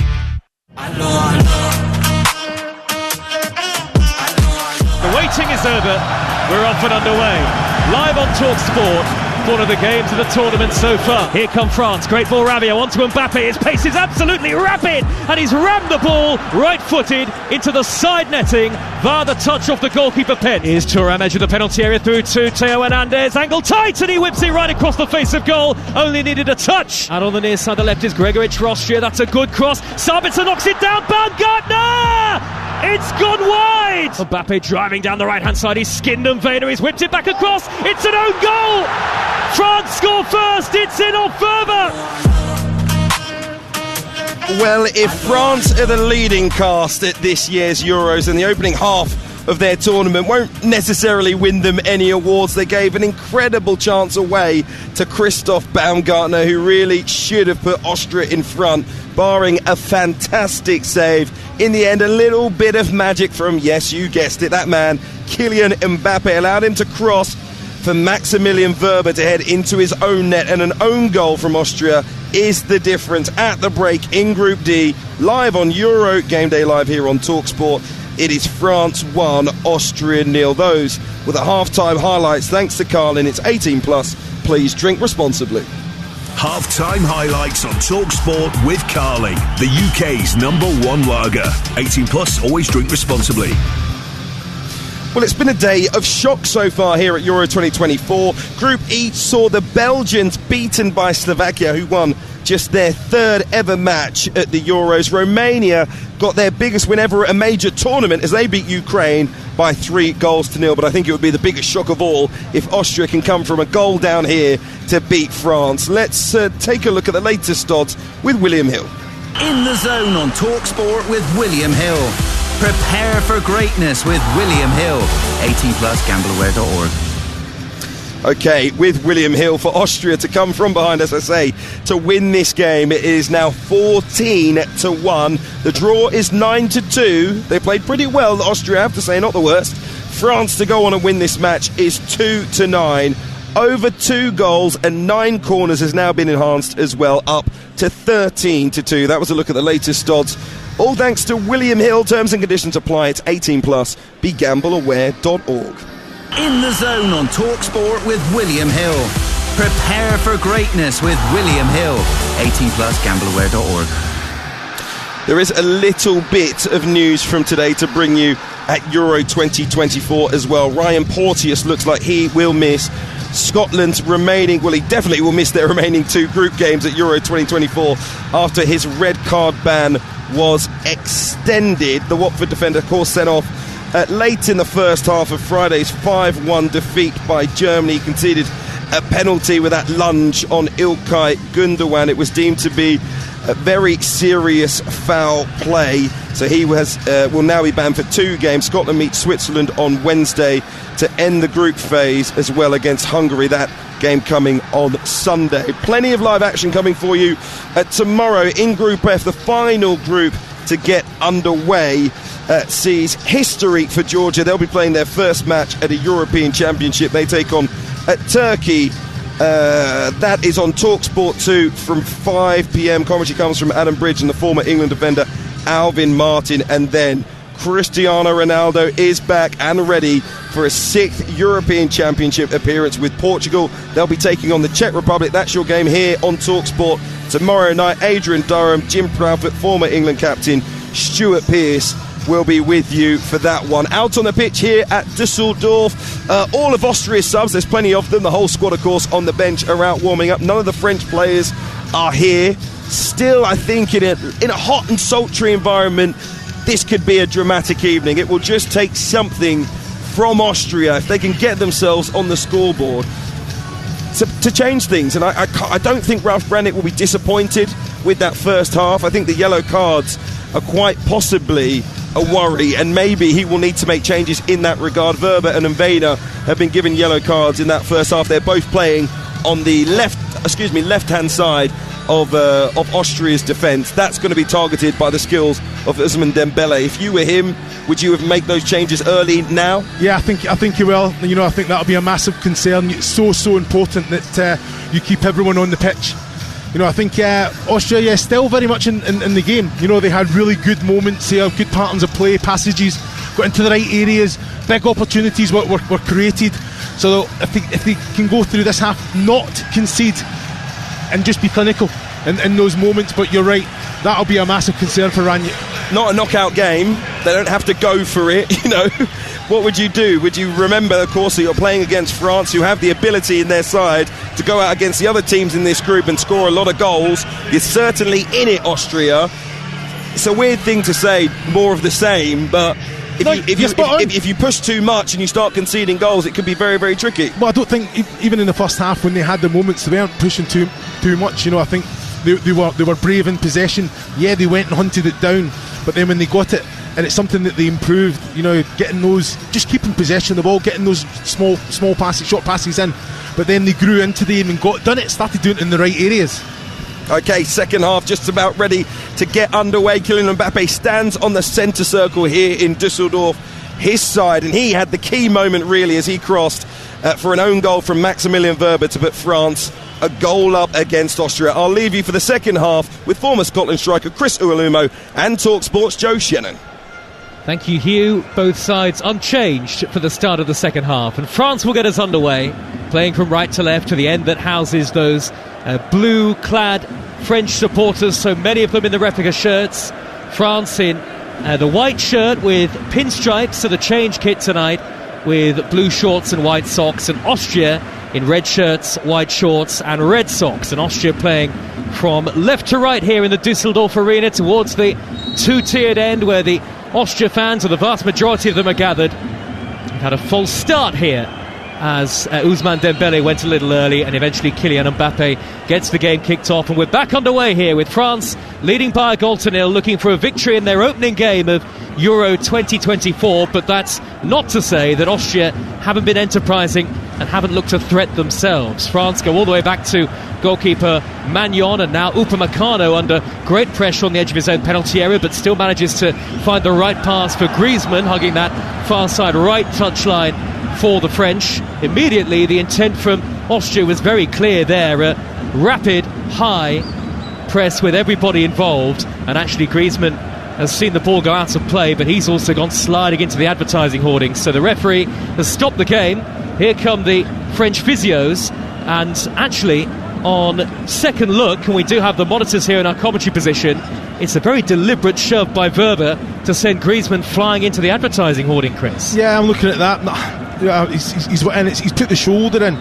You know, I don't think it's a free kick. Yeah, you're looking at, there's blood coming from the head of Griezmann there, but I think Werber, he's got every right to go for that and just kind of lean in with the shoulder. I wouldn't say it was a push. It's a little bit naughty because the ball's right on the line, if not off the pitch as well, so possibly Griezmann doesn't expect the challenge. I'm looking at it now as the ball. Yeah, the ball's actually still on. That's a sore one, that as well. Goes crashing face first into the hoarding, does Griezmann, and Mbappe was appealing to the referee. Griezmann, I think, is going to be okay to carry on, but he's got a cut along his forehead that's being mopped up now by one of the physios, and he'll need some considerable treatment here to get this sorted out. So France could be down to 10 men for quite some time, just under 2 minutes into the second half. France lead by a goal to nil here against Austria, live on TalkSport, but Griezmann getting some running repairs, and he's off the field temporarily. Yeah, it looked like a bit of a nasty cut as well there. Not nice at all. Yeah, so this is I guess an opportunity that Austria can try and create some overload. We can see down below as he's being bandaged up now, high at the back of the main stand is where our commentary position is. Big drop down to the touchline below, but Griezmann will be back on momentarily. France on the defensive here, with Austria enjoying some possession. It's steered wide by Seibald. I'll give you the full 11 again in just a moment. Posch is at 10 yards from the corner of the penalty area, the Austria fullback. And now Danso in the centre circle with the square ball to Werber, whose own goal separates these two. Christoph Baumgartner's at the back post. If Werber can spot him, it's in towards Gregoritsch, and now it reaches Baumgartner, edge of the penalty area, lays it off to Posch, who tries a very ambitious high rising drive that sails over the top. Goal kick to France. Magnon is their goalkeeper. Koundé, Upamecano, Saliba and Hernandez are the centre-halves. That's Theo Hernandez. Luca Hernandez is out injured and not in the squad. Conte and Rabiot holding, with Griezmann now bandaged up and back on the field in the 10 role. Thuram now operating out on the left. To the right is Dembele and Mbappe down the middle. For Austria, their goalkeeper is Pence. Then the defenders, Posch, Danso, Verber and Mvena, as France come forward now with Koundé. He's bridged the gap between the midfield and the back line. Koundé's square ball infield, but it's not reached Griezmann. Now it's won back by Conte with great industry. He shuffles it right immediately to Ousmane Dembele. Back infield to Conte, up to the edge of the penalty area. N'Golo Conte lays it square. Now Mbappe on the edge of the D. Wide to the left-hand side, and Hernandez with a first-time cross. It's turned away by Seibold, and maybe N'Golo Conte was the wrong player in the right position at that point, because you were just thinking shoot, and he elected to pass instead. Yeah, I think it was the right decision to pass, but you're expecting Hernandez just to kind of put in a better ball from this left flank there. Great play to get up into that attacking area though. There's a foul now by Hernandez and a free kick to Austria. So the Austrian midfield, it's Grilic and Seibold sitting deepest in front of the back four, and then Lima, Sabitzer and Baumgartner in support of Gregoritsch. And now, unusually, Griezmann has got rid of his bandage, so he's no longer got that strapping around his head. You don't often see that from a player. Having already been bandaged up, he's decided after a couple of minutes that, no, that's not for me. 50th minute, Austria 0, France 1, and France have a throw on the far side. They're right. Here's Chris Iwelumo. Yeah, I think when he was put in behind there into the box, it's just came off. You know, I think too tight or whatever it is. He's not taking it off. I think it's fallen off. He's not too happy. He's been gesturing to the bench. So I'm not sure if something, because they'll have to put something on it, because it looked like it was a deep cut as well, Joe. So there will be blood coming from that. Maybe it'll have to be done again then to Griezmann. He'll have to come back out to the near side and get some more treatment. Meanwhile, France have possession with Saliba. That incident aside, a very low-key start to the second half up to this point. Live on TalkSport, as with every game at the Euros across the network. In Turkey against Georgia in Group F tomorrow on TalkSport 2. Portugal up underway against the Czechs, also in that group, on TalkSport at 8 o'clock tomorrow. Then on Wednesday, Croatia, Albania, Germany, Hungary, and then Chris, Hugh and I will be in Cologne for Scotland against Switzerland. That's the one that Big Chris is really looking forward to. And then Thursday, England against Denmark at 5. Back header from Verber towards his own goal, and Thuram trying to seize upon that ahead of Posch. Double deflection on that, and after a long look at it, the referee eventually signals goal kick, much to the disappointment of the French fans behind the goal. Yeah, I'm looking at that. I think he's got that one wrong. I'm going to have to look at the monitor. Posch, it's come off Posch last. There's no contact. It's a poor decision from the linesman. But I think he was a little bit bullied by the referee. I think the referee signalled first for the goal kick. There was one fantastic save from Magnon in the first half, the French goalkeeper, where it was clearly a brilliant block, and somehow they gave a goal kick. We could see it from up here. That's true. Anyway, 1-0 to France. Here's Posch right in front of Ralf Rangnick, his head coach. Rangnick has now swapped the jacket for a jumper here in the second half. It's still relatively warm in the evening in Dusseldorf, and the slightly cloudy skies up ahead now. The ball is back to Saliba. On the halfway line is Conte. Risky ball back to Upamecano, and a heavy back pass to the feet of goalkeeper Magnon, dressed all in black, and he's very quick to shuffle it wide to the right back position. And Koundé, he's had a very authoritative first 52 minutes, the French goalkeeper. Yeah, I think he's been excellent, hasn't he? You know, with his hands, comfortable, the reaction to come out and make the save, but with his feet he's been just as good. Austria won it back on the halfway line though. Baumgartner, middle of the French half, he's blocked off by Rabiot, forced to go wide to the near side of Posch. They made it out of the group stages for the very first time at Euro 2020, did Austria, winning 2 of their 3 group stage matches. Ended up losing in the round of 16, but that was a great run for them. France have won it all before as far as the European Championship is concerned. Grilic Midway inside the France half. Great reverse ball. Out to the left-hand side, and the cross is good. Headed away at the near post by Upamecano. It was Sabitzer with a whip ball in. Real pace and bend on that. Now France on the counter-attack with an Austrian player down. It's Posch who's gone to ground. Reverse ball, Mbappe through to Thuram. Goalkeeper backpedaling. Thuram corner of the penalty area, and Austria managed to get enough players back behind the ball, at least for now. Posch is back on his feet. France lead by a goal to nil. And suddenly Mbappe has slowed the pace of the game slightly here. Delightful ball over the top from him through towards Thuram, and Patrick Pensby, Austria goalkeeper, half came, half went back, and now France have it again with Mbappe. 30 yards out, just clips the ball effortlessly. Left to right to find Koundé. He's so elegant on the ball, Mbappe, and then a poor pass by Dembele overhit, and it's out of play for a goal kick. Well, you called it there in your commentary. I can't believe it's an excellent ball from Mbappe for Thuram in behind. Pence has already come out, he's half and half. The ball's bouncing. I can't believe that Thuram's not lifted that over. Pence, it could be with the outside of the boot, go with the left, he could have his pick. Take it early. Yeah, take it earlier. Chris Iwelumo, former Scotland striker, with us for commentary tonight in Dusseldorf. It's the French fans away to our left, the louder of the two sets of supporters at the moment. There's a big banner right behind the goal, the irresistible French, it says. Here is Posch out in the right back position, and Kylian Mbappe has certainly looked at times his irresistible best tonight. Directly involved in the own goal. It was Mbappe's cross and turned into his own net by the unfortunate Verba. Now the ball is back with goalkeeper Pence in the short sleeve shirt. Forward to Grdic. Grdic has dropped in between the two centre halves. And Grdic now will angle the ball wide to Baumgartner on the near side of the field. Baumgartner accelerates away from Thuram. Good ball into the near post, headed away by Saliba. Backtracking for France. Really tenacious player, Baumgartner. But France are trying to play Mbappe through here. He's got the pace to beat Verba. He accelerates past him. Mbappe! Oh, he's put it wide! An extraordinary miss from a player so often of extraordinary quality. Kylian Mbappe still somehow not scored in a European Championship. The goal was virtually gaping. He barely had a hop on Verba, but somehow his pace took him miles beyond him. And then as Pence came out, he could only curl it wide, and somehow it's still 1-0 to France and not 2. Yeah, so I'm looking at it, I can't believe that he's missed it, and either can he. It's a great ball from Rubio in behind, and I've got to say... Oh, now Mvena's got the wrong side of Dembele at the other end, and that's a free kick for Austria. Corner of the box, and a yellow card for Dembele, Chris. Yeah, I've got to say, Mvena asked the question in behind, got the touch.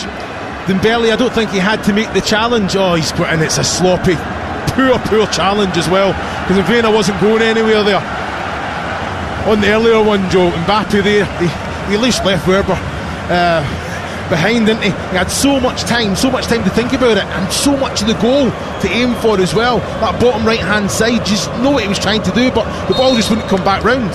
Free kick, corner of the box, Austria ends. Sabitzer whips it in, cleared away at the near post. It was, I think, more, it just hit Thuram really before deflecting behind, but Austria win their first corner of the second half. It's Euro 2024, live from inside the stadium on TalkSport. These are the international nights that we live for in football.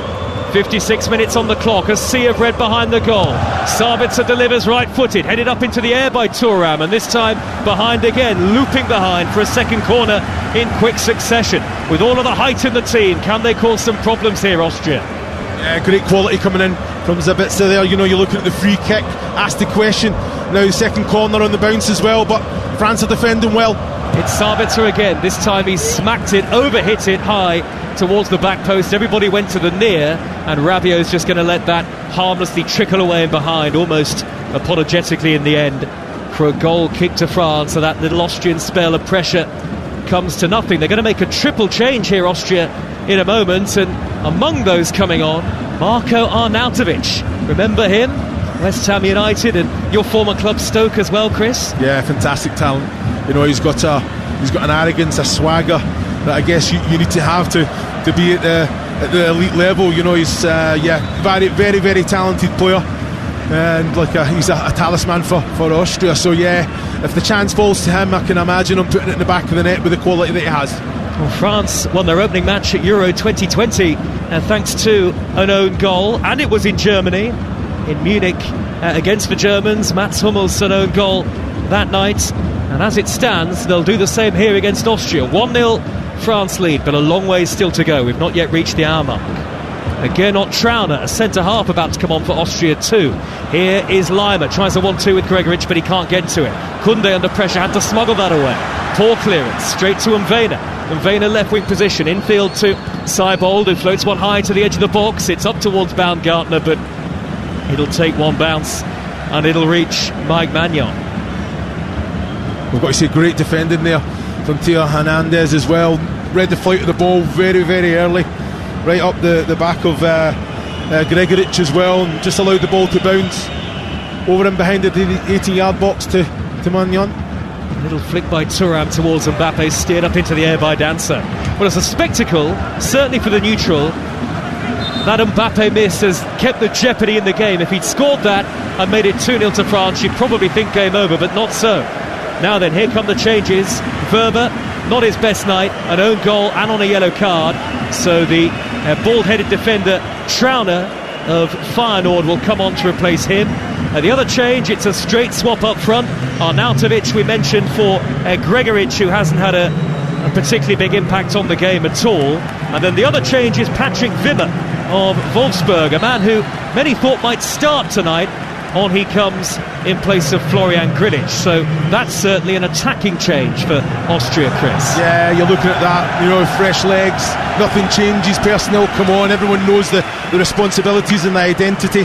So yeah, there's not much there. It's like you say, it's fresh legs. They've put in the effort, they've covered a lot of grass, they've got a foothold in this game, and it is still very, very much alive, Joe. And now Arnautovic has come onto the field. I think he's taken the armband off Sabitzer, has Arnautovic. He's put that captain's armband on, the big burly number 7. So Austria 0, France 1. Long ball downfield up the inside right channel for France, too long for Dembele, and gathered by the Austria goalkeeper Patrick Pentz. The atmosphere's really picked up now after that triple change for the Austrians. They feel that there's something in the game for them tonight. Only a goal down. Ralf Rangnick watches on with his arms folded as Seibold strides forward into France territory, and now Wimmer darting away from 1 and then 2 in white, blocked off eventually by Upamecano, only half away. It'll drop down to Sabitzer. Arnautovic waits in the middle for the cross, which is whipped in dangerously, headed up into the air and away by Hernandez. Sabitzer back in with the header, poor header this time, square, and thumped up into the air by Upamecano. Good spell this for Austria, left to right in their red and white, up against the white and blue of France. Here is Lima. France's next game against the Netherlands on Friday night. We'll be there on TalkSport. We'll have Emmanuel Petit as part of our commentary team, France legend and former World Cup winner.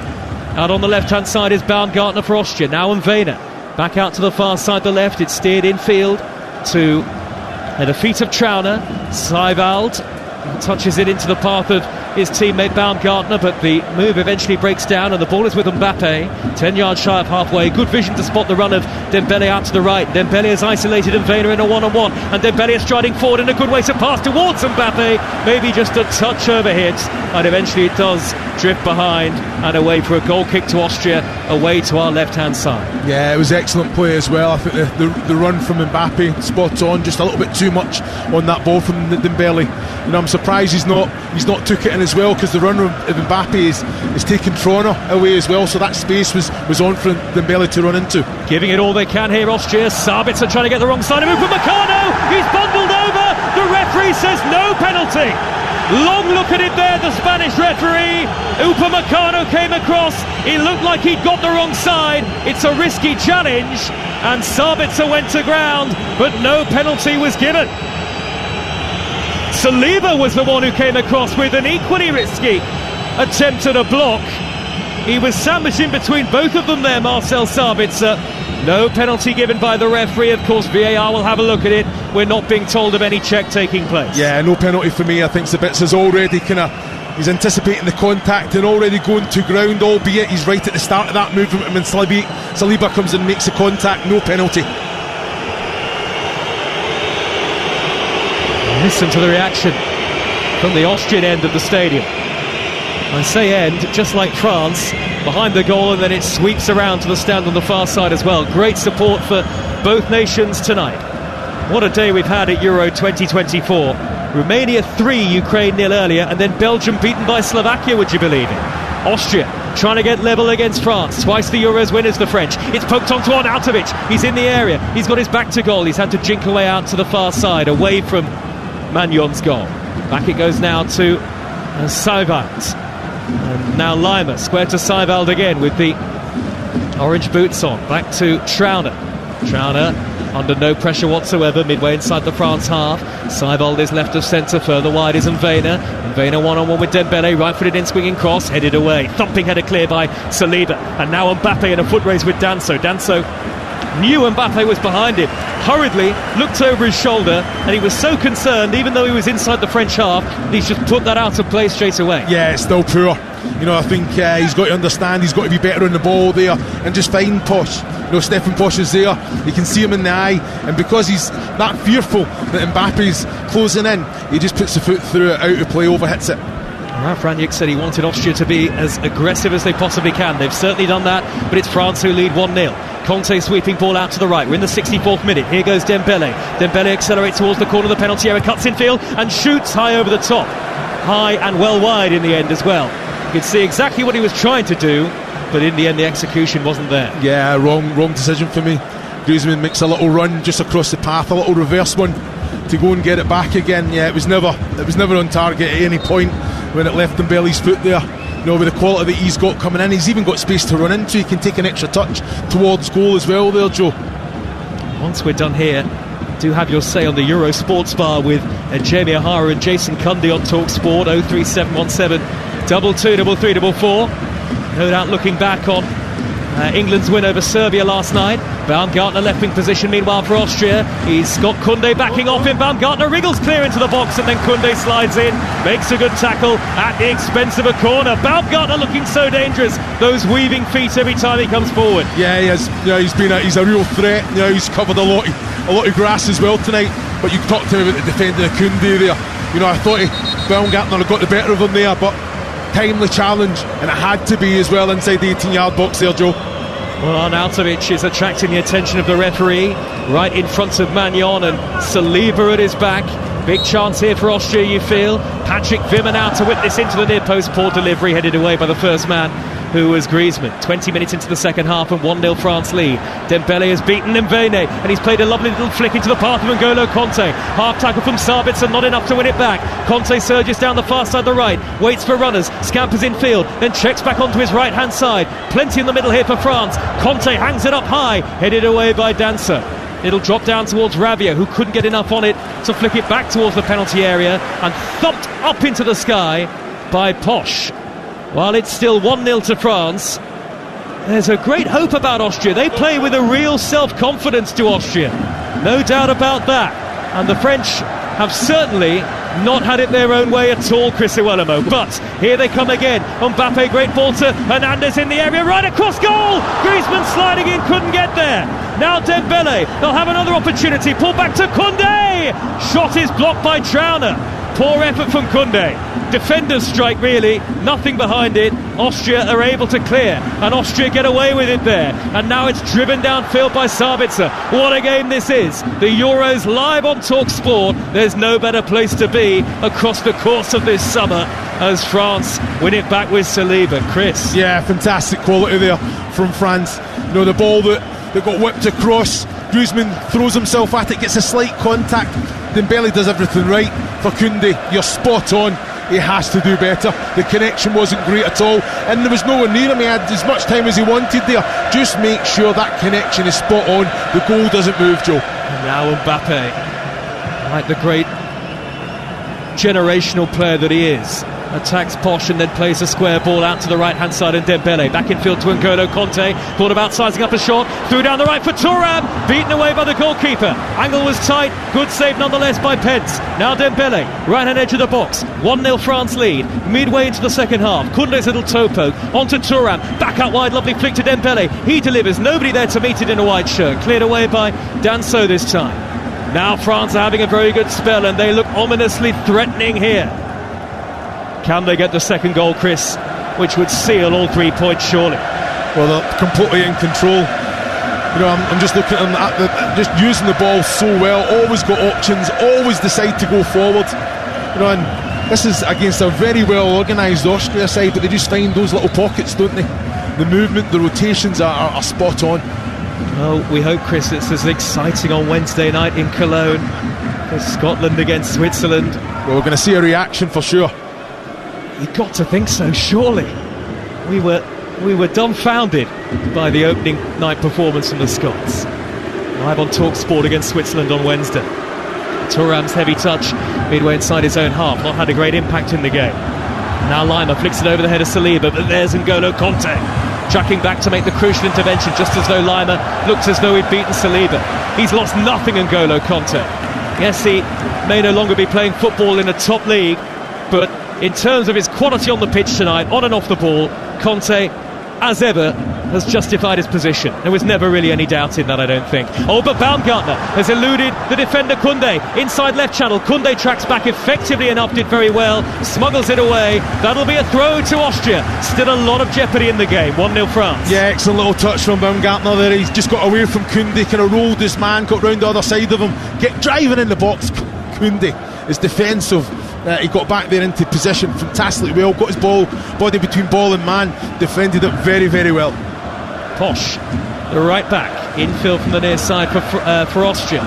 France will make a double change shortly. Arnautovic back to goal, holds up play effectively enough. He's rolled the ball towards the edge of the penalty area. Koundé has beaten Baumgartner to it. No great mobility or pace for Arnautovic, but we knew that was the case anyway. For France, it'll be Kolo Muani and Camavinga to come on. You remember Kolo Muani missed that glorious chance to win the World Cup in extra time in Qatar, so maybe a point to prove for Randall Kolo Muani, who knows Germany well. He has played in the Bundesliga before. Saliba trots towards halfway for France, rolls the ball out to the near side, right in between the two dugouts where Hernandez is waiting, and Mbappe eludes the challenge of Patrick Wimmer, then lays another square ball infield towards the centre circle where Hernandez was waiting. Saliba across to Dayo Upamecano, and now Koundé in the right back position. Koundé tries to drive it upfield, charged down by Baumgartner. I have to say, it's been a very entertaining contest this, and now we have the French changes. First of the game for them, Kolo Muani for Dembele, who is on a yellow card, and Camavinga. Well, you'd expect this to be a midfield alteration, surely. His first appearance at a European Championship, Eduardo Camavinga, and indeed Rabiot is the man who's coming off, and likewise first appearance at the Euros for Kolo Muani. What do you make of those changes? Yeah, like you say, light for light coming on. You know, nothing changes. You know, the identity's there. The players understand it, but just fresh legs, and they're not any weaker, are they? The quality and depth that the French team have is outstanding. It's not bad, is it? Enough to strike fear to any nation really competing at the tournament for glory this year. This France team really does mean business as ever. The French are out for a Euros hat-trick, or so they hope it will be. Long way still to go until the final in Berlin on the 14th of July. And of course, we'll be there on TalkSport. Whomever makes their way all the way through to the showpiece. Here on the halfway line now for Austria is Danso. Tries to drive a ball from the right side into the centre where Arnautovic was waiting, and Camavinga, with his long hair, comes across to block it off. You look at Arnautovic, the mobility's probably not there, but he's a presence, he's an outlet, and I think he's done it very, very well. You know, he holds the ball up, he's linking in, he's won his aerial duels, bringing players around him. No surprise that Danso's trying to find him. The quality's there, whipping it in. You know that the ball will stick and he'll link it up. But he's done well since he's come on. With Eurogame Day Live on TalkSport, presented by Carling, the UK's #1 lager. 18 plus, please drink responsibly. Austria 0, France 1. Surging up the near side, the left is Hernandez, right down below our commentary position here. Little touch by Thuram, lovely flick by Hernandez, back in field to Thuram. Play continues here, couple of step overs from Thuram into the box, and then he curls the ball high and well wide. You might have heard the cry of Hernandez on the near side as he was caught. It was a beautifully deft, ingenious flick in field. And then Posh was really late with the challenge. The referee would have given a free kick had Thuram not come away with the ball. Yeah, it's excellent play, isn't it, down that left-hand side. Little toe poke from Hernandez, wasn't it, into the path of Thuram there. I understand what he's trying to do. 5-6 step overs. He's moved the ball, manipulated it onto the right. You know, he's got a lot of work to do to try and bend it round the defensive players. I think he takes it onto his left. Yep. And then put the foot through it and ask a different question of Pence. It's been nearly but not quite in the second half for France, hasn't it? Just not been able to see off Austria completely here, though they do lead 1-0. Lima's ball slightly behind Posh. Had to check back 15 yards into the French half, and France have got plenty behind the ball. And that's a dreadful pass by Wimmer, trying to ping it cross-field, that's out of the boot. Trickles out of play, and actually, in fairness to Didier Deschamps and France, Austria have brought a lot to the game, but Magnon hasn't really had a save to make in the second half. No, he hasn't. You know, I think they've defended well, they've protected him well. Upamecano has done well, made his contacts, Saliba as well. And I think Koundé on that right-hand side, he's been outstanding for me this evening. Schauder for Austria, just shy of the halfway line. Great expansive arena this in Dusseldorf. Wide on the near side is Posh, 5 yards infield. Little square ball to touch it into the path of Lima. And another square pass to Seibald. Seibald looks up, he's drifted away from Griezmann. And on the near side, the right, Wimmer, sandwiched in between two white shirts, theatrically threw himself to ground, but he's got the free kick. Flag up from the assistant referee, and the on-field referee blows for a foul, and an opportunity here for Austria to hoist a high ball into the area and see what happens. Chris Iwelumo with what? Just over 15 minutes to go, 1-0 down. They're still very much in this. Yeah, exactly. You know, I think when they've got the players with the aggression, they can go and win the header, keep it alive. I'll just look at this on the monitor. I think What are you seeing on the monitor, Chris? You're seeing it again? Yeah, well, Wimmer's came down on the kind of shin and ankle of Antoine Griezmann there, and I tell you, the whole ankle's completely buckled as well. So he's up and he's walking, but that didn't make me feel too great there. He's appealing to the referee, but nothing's been given. It's a free kick to Austria in the right back spot. It'll be whipped in by Patrick Wimmer, high towards the edge of the 6-yard box. Magnon flaps at it. It came off Koundé and then thundered away by Upamecano. There was danger there for France. Magnon stretching high with his top hand to try and claw it away, and he didn't get there. Yeah, I think it's one of them. I think he got a slight contact. I think the contact was enough, Joe, just to take it away from danger. But like you say, I think he's made the right decisions. When you come, you got to make sure you take everything out your way, and you make that contact. Hernandez has been caught by Posh again. The referee's not spotted it this time. And play goes on. Austria have the ball on the halfway line. It's worked out wide to Posh, the number 5 once more. Near side of the field. Infield it goes to Wimmer. Back out wide to Posh. Great weight on that pass. Here comes Hernandez. Sliding in with a robust challenge. Throw to Austria, 10 yards shy of the corner flag. 1-0 France lead. Yeah, he's been great. You know, I think Hernandez just sees the danger. I think he's brought so much defensive as well, but going forward, always an option, isn't he? Always wants the ball. Wimmer's cross has sailed high over the top. It's a spectacular sight at Euro 2020. Two nations coming together for what has been a terrific game of football. Away to the left, the blue of France. To the right, the red of Austria. What a tournament this is proving to be so far. We've had plenty of goals, excitement. Some of the leading contenders have started impressively, and we've had one or two surprise results today as well. Here is Kolo Muani for France. On the halfway line he feeds Griezmann. Back out wide to the right hand side, and Koundé lofts it forward to Kolo Muani, who continued his run. He took it in his stride brilliantly. He's away from Danso here. Mbappe waiting for the pullback. Danso eventually got back. Did enough to then draw the foul from Randall Kolo Muani. Excellent defending. Yeah, excellent defending. Danso all the way.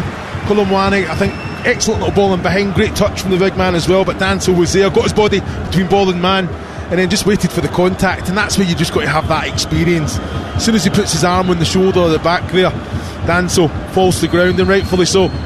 This is what it's all about, though, isn't it, Chris? And we've seen the fans hanging around at the beer kellers and the restaurants, and everybody's having a great time. That's what the Euros is all about. No, exactly. I think brought everyone together, as it always does. We've seen plenty of Scots. There's actually a couple of Scottish Saltires are here in the stadium tonight. They're everywhere. Yeah, that's why I took so long to get back. I had to do a few your few selfies and your autograph hunt, was it? I knew it. Seen plenty of that. Now then, Austria with Trauner, centre half, number 3 on the halfway line, forward down the middle to Arnautovic, poor layoff, straight to Thuram. Arnautovic has not added a great deal since coming on, and Anders has given away to Arnautovic though, and Lima spinning and turning and knocking it onto Baumgartner. All good goalkeeping, brave goalkeeping by Magnon. Spread himself at the feet of Baumgartner. It was a ball that the Austrian was probably entitled to try and stretch to reach, and Magnon, while making the save at the feet of Baumgartner, it looked like was caught by a boot to the face. And Baumgartner definitely gets to the ball first, so I think he's entitled to go for that. He's just trying to steer it goals. I've got to say, Magnon, brave as you like, comes out big, throws himself at the ball, and like you say, it's a great save. It's just a coming together of both players. For me, there's no free kick either way. It's a genuine attempt with the ball, and that's just the momentum, isn't it? I'm looking at Hugh, he's shaking his head here. I don't think he quite agrees with me there, but Baumgartner's got his right foot through the ball, and then Magnon's come out, and it's just the momentum. Both are sliding. He's going to get a yellow card, Chris. It's poor. You can see the referee's got a yellow card.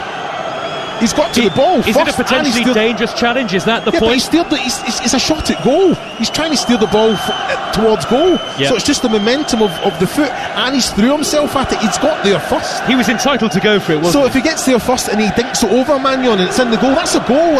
For the yellow card to come out, VAR should be instructing the referee here. What are you doing? Well, of course it can't, because it can only rule on red cards. But I know what you mean. I know the point you're before making. The card comes out his pocket. There's nothing in it. Well, Baumgartner is booked. Magnon is back on his feet. Both have had a bit of water. There's a pat on the back from Baumgartner to Magnon. Two players going for the ball. Magnon very bravely in particular. And then Baumgartner, it's just the follow through, isn't it? But it's natural. He's going to collide with the goalkeeper. Well, Joe, I ask you this. If Baumgartner gets his foot under the ball and it goes over Magnon, is it not a goal then? It's definitely a goal. So how is it a free kick and a yellow card? Very good point. Chris Iwelumo making that point very well indeed. Former Scotland striker with us tonight in Western Germany. The ball is thumped downfield by Posch. It's 1-0 France, 10 minutes to go. Koundé backpedaling, just about got away from Sabitzer. It spun off his head, and Koundé able to regain possession.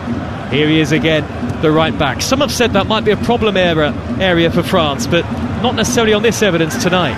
N'Golo Kanté seems forever to be first to every 50-50, and he's won France a throw midway inside the Austria half on the far side of the stadium. Yeah, well, I think Koundé's shown that he's right up for the challenge. Little race with himself and Sabitzer there, and you're thinking he's going to go back to Magnon in the French goal, but he just heads up.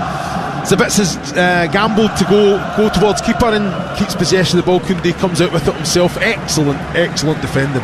One more goal here for France would definitely seal the win. Of course, as it stands, they'll have enough for victory in their opening group game here in Group D, so they'd go level on points with Netherlands at the top of the group. The two meet on Friday, live on TalkSport. Referee's got to stop the game there. He's got in the way of the ball, and he initially let play continue there. Munwera, the referee. Well, Griezmann was darting in field, and the ball hit both ankles of the referee, and it seemed initially like he just wanted play to go on there, Chris. Yeah, well, I'm looking at, I think when after the initial contact, Griezmann was still in good control of the ball, but like you say, then the Austrian player comes in and challenges and retrieves the ball, and then he brings it back. So a little bit fortunate there, France. France have possession from right to left in the second half. Here is Hernandez, 10 yards shy of the halfway line. Great first time ball, Camavinga to Thuram. He's got Mbappe in support, and Thuram has driven infield away from two in red. He's laid it square to Griezmann on the edge of the D. Wide to Kolo Muani, teases it back to the edge of the box, and he gets it all wrong. Again, the final touch lacking from France in the final third in the second half. They'll have to show more refinement in their play. in the attacking third as this tournament goes on. But Saliba's won it back on halfway for them. Camavinga trying to dart beyond the challenge of a rather tired-looking Lima. And a lovely flick by Mbappe into the path of Camavinga in the area. So back to Thuram, and Thuram's first-time effort is straight to the goalkeeper. 1-0 to France, 8 minutes of normal time left. Well, it's excellent from France there, isn't it? Looking at Camavinga and Mbappe linking up. A little cut back to Thuram as well. On goal, easy one for Pence to collect. Well, the atmosphere is continuing to really bubble up, isn't it, here in Dusseldorf? The Austrian fans, you get the sense they believe if they can just create one chance, there's a point in this game for them. Well, I think France are overcommitting as well. A lot of players bombing forward. And like you say, Pence has released Austria on a couple of occasions where they've got the numerical advantage as well. So it's, that one moment, there's still plenty of time for that one special moment to come for Austria.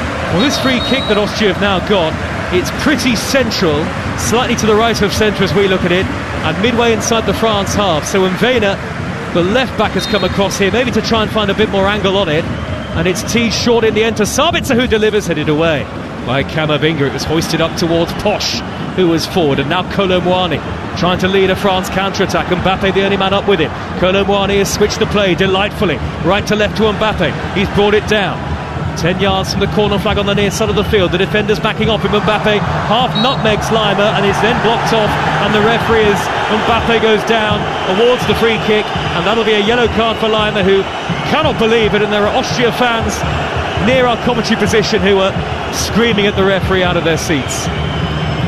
Well, I'm looking at that there. It is a free kick. Lima's put his hand in the face.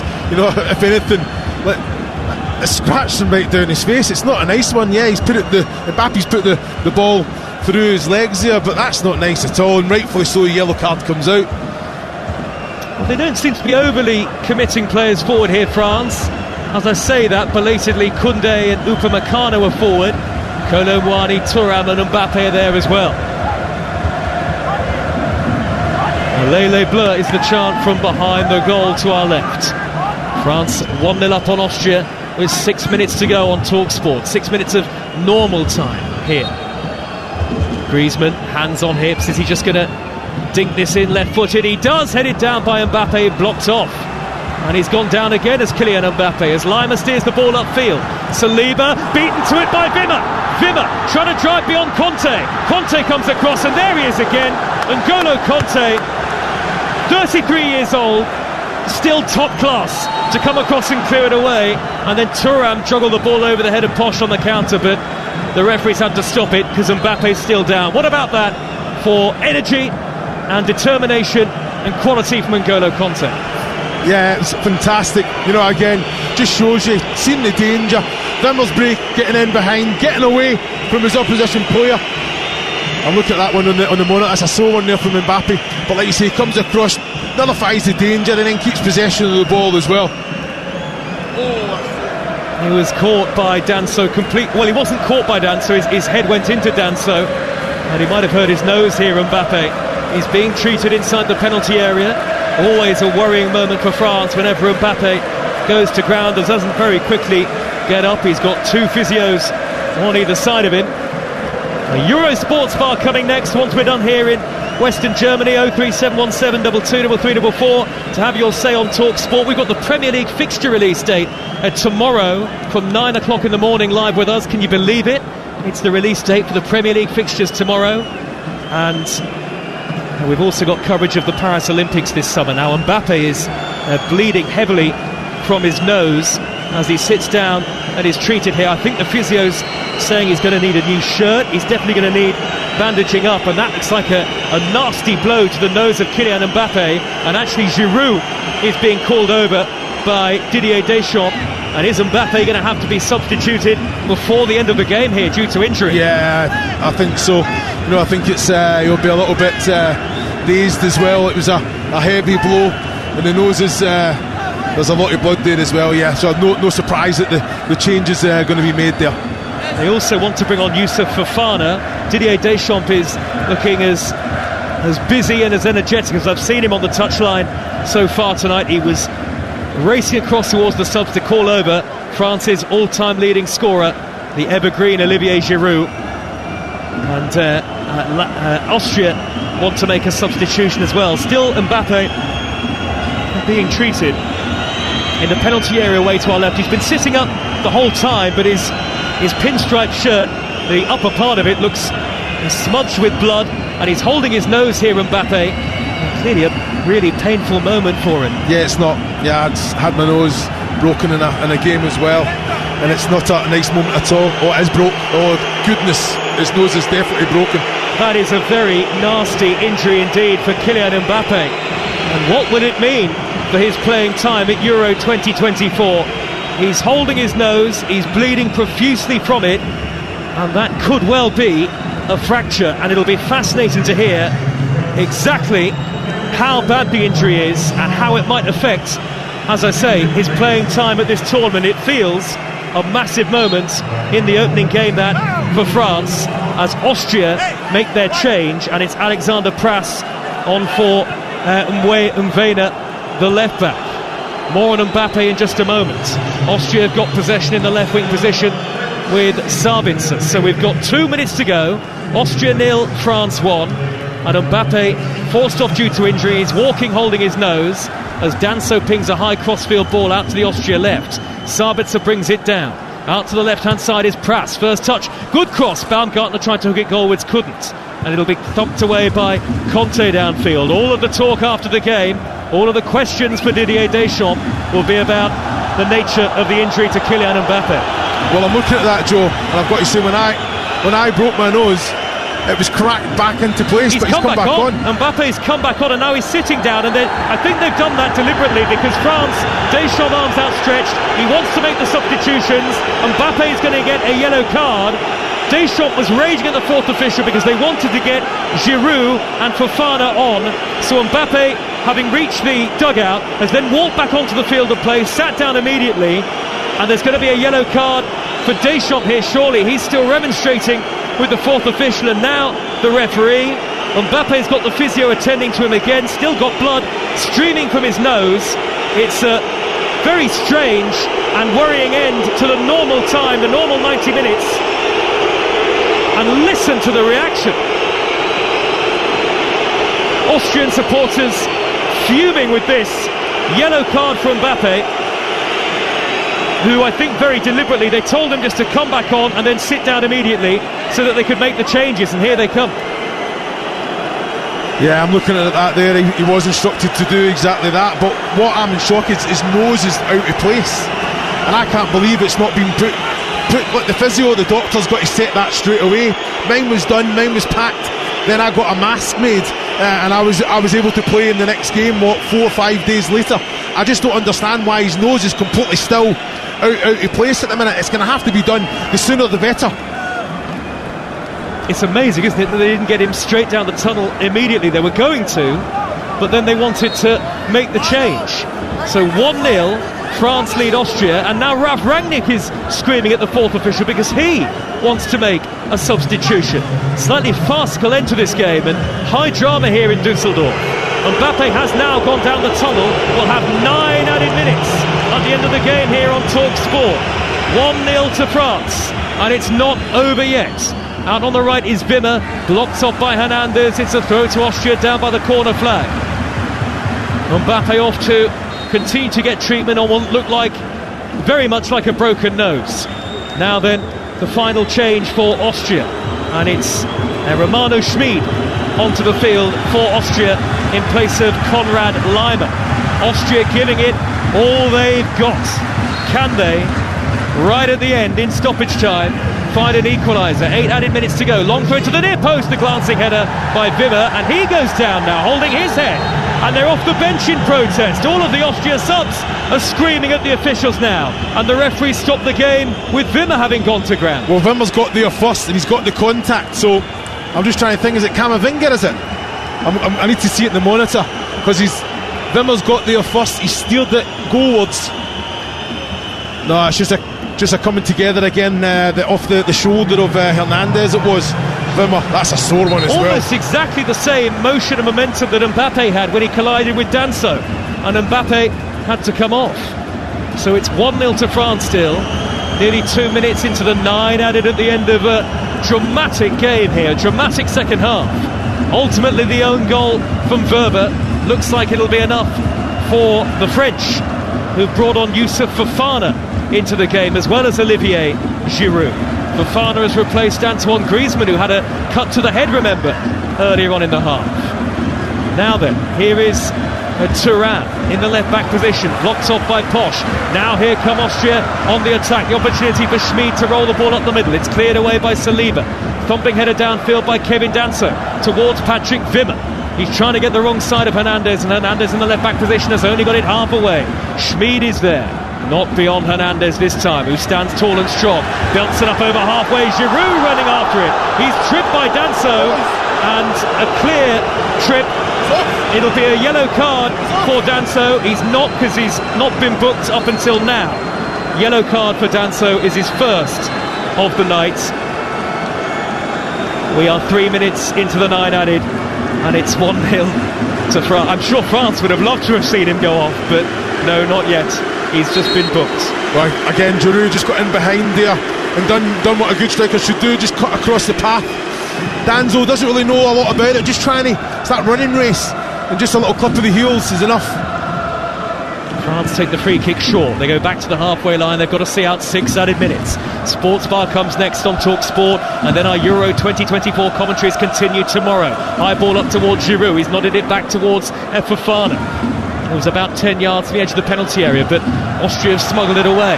Now it's won back by Camavinga on the halfway line. Well, France, so often renowned for their swashbuckling and enterprising play, have had to dig in at times in this second half here. Their captain has gone off injured, Mbappe. Now Hernandez touches it onto Fofana, breaking between the lines and steering it wide into the path of Randall Kolo Muani. Only really Giroud in the middle. Kolo Muani hasn't poked it into the path of Koundé. Alexander Prass trying to win it back for Austria. He's shoved over Kolo Muani. Free kick to France. Nearly 4.5 minutes into 9 added at the end of the game. Chris Wellerman. Great reaction there from Kolo Muani. I think he gave the ball away poorly, but the reaction to go win it back and then obviously win the free kick. He's trying too hard, isn't he? I think he had a lot of space just to go in, and being a little bit too selfless as well, trying to find the pass and find the... Koundé crosses to the back post, only half away. Fofana trying to bring it down. Giroud, lovely little touch. Back to goal to nudge it wide to Thuram. Thuram tries to curl a shot goalwards. That's charged down. Arnautovic now up with Saliba. Austria 0, France 1. Into stoppage time. The 95th minute. Patrick Wimmer's deflected ball down the middle. It's reached Sabitzer. He's knocked it back to Baumgartner now. And they're flooding forward in red, the Austrians. Prass, infield to Seibert. His cross deflects up into the air. Koundé will hammer it clear. France have still got to see out 4 added minutes here. One of the questions I'm sure that will be asked, and you might know the answer, Chris, is can Mbappe keep playing a tournament with a broken nose? More on that later. Here comes Sabitzer with the delivery, and it's deflected into the path of the goalkeeper. Again, appeals from behind the goal from the Austrian fans, and they're throwing plastic cups into the air, cups with beer or water in it, throwing them high from the edge of the stand up towards the edge of the pitch, and they're really showing their frustration now to the referee. I think they wanted handball against Koundé, the deflection on that cross. 96th minute and France lead 1-0. Yeah, well, it comes off the hand of Koundé, but he's outside the box anyway, and like I say, it's definitely ball to hand, so couldn't really do a lot about that one there. What a game. And it's not done yet. Here is Trauner, 5 yards shy of the halfway line. Forward now to Seibert.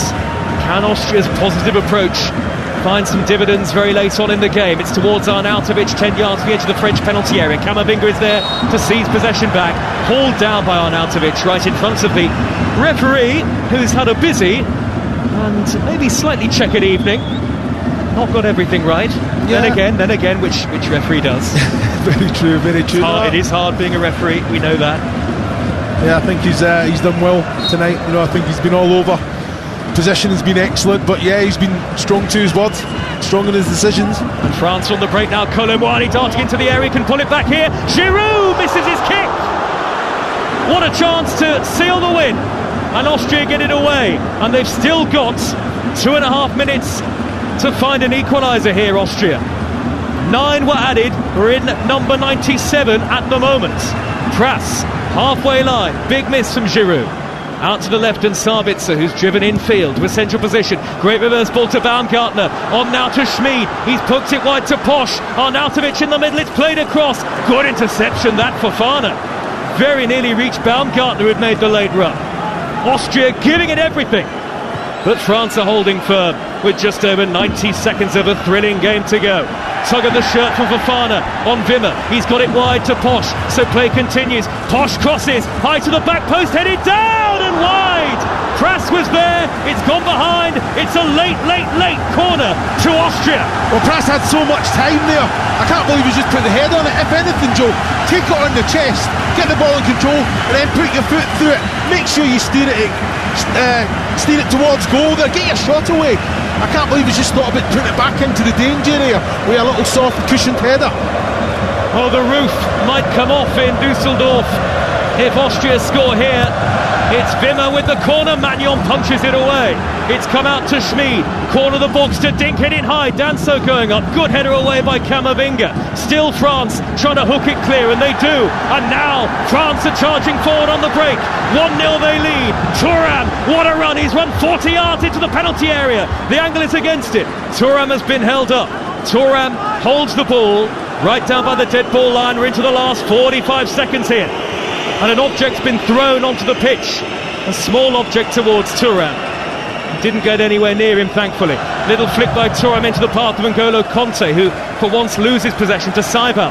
His ball in field. Austria have got about 30 seconds, I make it.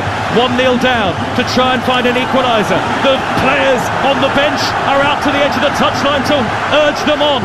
Sabitzer near side the right, Seibald in the middle, so to Arnautovic, but the pass is intercepted by Camavinga. The assistant referee flags. It's a French free kick, and the cheers from the end away to our left tell us that les Bleus are nearly there. Well, I think it was the wrong pass from there, Sabitzer there. I think he's got to put that one into the box. That's where all the Austrian shots are. And France start a bid for a Euros hat-trick with victory here in Dusseldorf, but not without incidents. Boos and whistles from the Austrian fans. A Max Verber own goal in the first half, enough to give France a very slender victory, but much of the talk after the game here will be about Kylian Mbappe, who left the field with just a few minutes to play with what looked like a very nasty injury.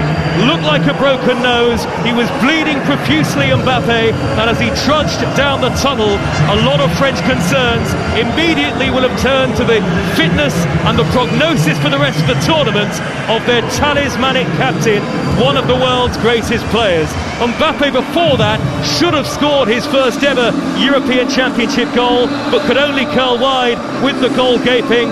Austria gave it absolutely everything, but when they did threaten, Mike Magnon, the France goalkeeper, was equal to it. You can see what it means to France, because Didier Deschamps, the second the whistle went, pumped his fists in celebration, and the French flag, le tricolore, is being waved hundreds of flags away to our left-hand side, which signals what a big win this is for France.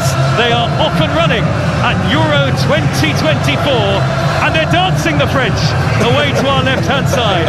Austria 0, France 1. And I'm surprised every team gets a song at the European Championship after they win a game which is played. Sweet Caroline played after England's win.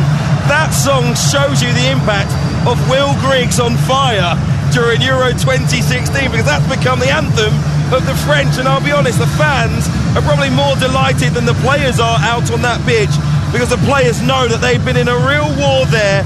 It's a game that felt, again, another opening group game that felt like a knockout game at Euro 2024, because you see the disappointment of the Austria players as if they're almost going home. I mean, guys, that was a fantastic performance. You got 2 more games, and believe me, if Austria play like that in their upcoming matches, they will be in the knockout stages of Euro 2024.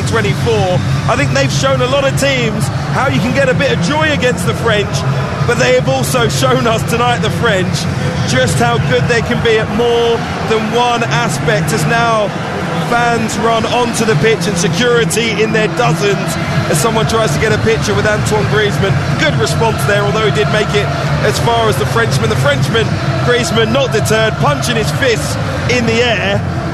But it will all come back to what looked like a horrendous facial injury for Kylian Mbappe. Looked like he caught a left cross from Alexander Usyk.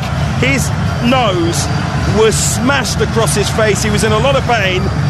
I don't think it's going to end this tournament, but it might curtail his involvement for the next couple of weeks, Chris. Yeah, I have to say, I agree with that. You know, I guess that'll be getting sorted right now, you know, depending how serious it is. Yeah, that's a disappointing one. A tournament where I think he's came here, you know, he's got a few wrongs to put right from the last tournament 3 years ago, so he'll be disappointed. He wanted to make an impact. He's shown real quality tonight. Now he's took a sore one, didn't want to come off, you know. I think he was arguing his case. He wanted to stay involved, but that's going to need medical attention for sure. Yeah, he's probably getting his nose reset as we speak. He won't lose his good looks, I'm sure. He'll get something to tell the grandkids about, I'm sure, because it was a very heavy blow on the shoulder of Kevin Danso. Aside from Mbappe's involvement, what can Didier Deschamps take forward in terms of the positive parts of France's game? No, well, you're looking at that I guess that issue at right back. I think Jules Koundé has been outstanding tonight, defensively more so. Had an opportunity to get a shot away, poor connection, but they controlled the game. You know, the Camavinga coming on, the Rubio in there, N'Golo Kante tonight. Talk to me about his performance. The distance he's covered, how he nullifies the danger, but still an attacking threat as well when he gets into those areas. Dembele down the right hand side's unplayable when he's at it. You know, and the biggest one for me is Theo Hernandez, up and down. Yeah. Now what he brings, energy, defensively sound, does his job as well, all over the. And this one here, Magnon. Yeah. No, he's been outstanding. It's a fantastic France squad, you have to say, isn't it? But I want to give credit to Ralf Rangnick. The Austria players down at the end, the fans absolutely superb throughout the evening. So were their team. He told us, you know, we're not afraid of France at all, and they weren't this evening. They had an incredible chance through Christoph Baumgartner, who's going to have nightmares about that one, but they have a shed loads of positives that they can take forward. Yeah, they do, and it's important that they get to those levels again. You know, you've got to remember how well Austria have played tonight, but they've came away with nothing. Yes, it's against France, the favourites, but they need to get to those levels in the next two games as well to maximise and make sure that they do qualify and get through to the knockout stages, the round of 16. So I think that's what Rangnick has to, you know, instill that confidence and belief and focus on the positives. But you can see they're dejected, like you say, like they've been knocked out. It's so important that it's all about the positives from tonight. Austria gave it everything this evening. It wasn't to be. Sadly, an own goal was the difference as they're beaten by France, and that means after the opening group matches in Group C, the Netherlands are top from France on goals scored, both with 3 points. Poland third on goals scored ahead of Austria, both on 0 points. Both in action on Friday. Poland against Austria, live on TalkSport at 5 p.m. Chris, we will be at the Netherlands against France Friday night, 8 o'clock kickoff live here on TalkSport. Will be a fantastic occasion. But up next, let's look ahead to the King performance. That's all thanks to Burger King. King Performance on TalkSport with Burger King. Bring home the ultimate food satisfaction with the Gourmet King's Barbecue Steakhouse Angus.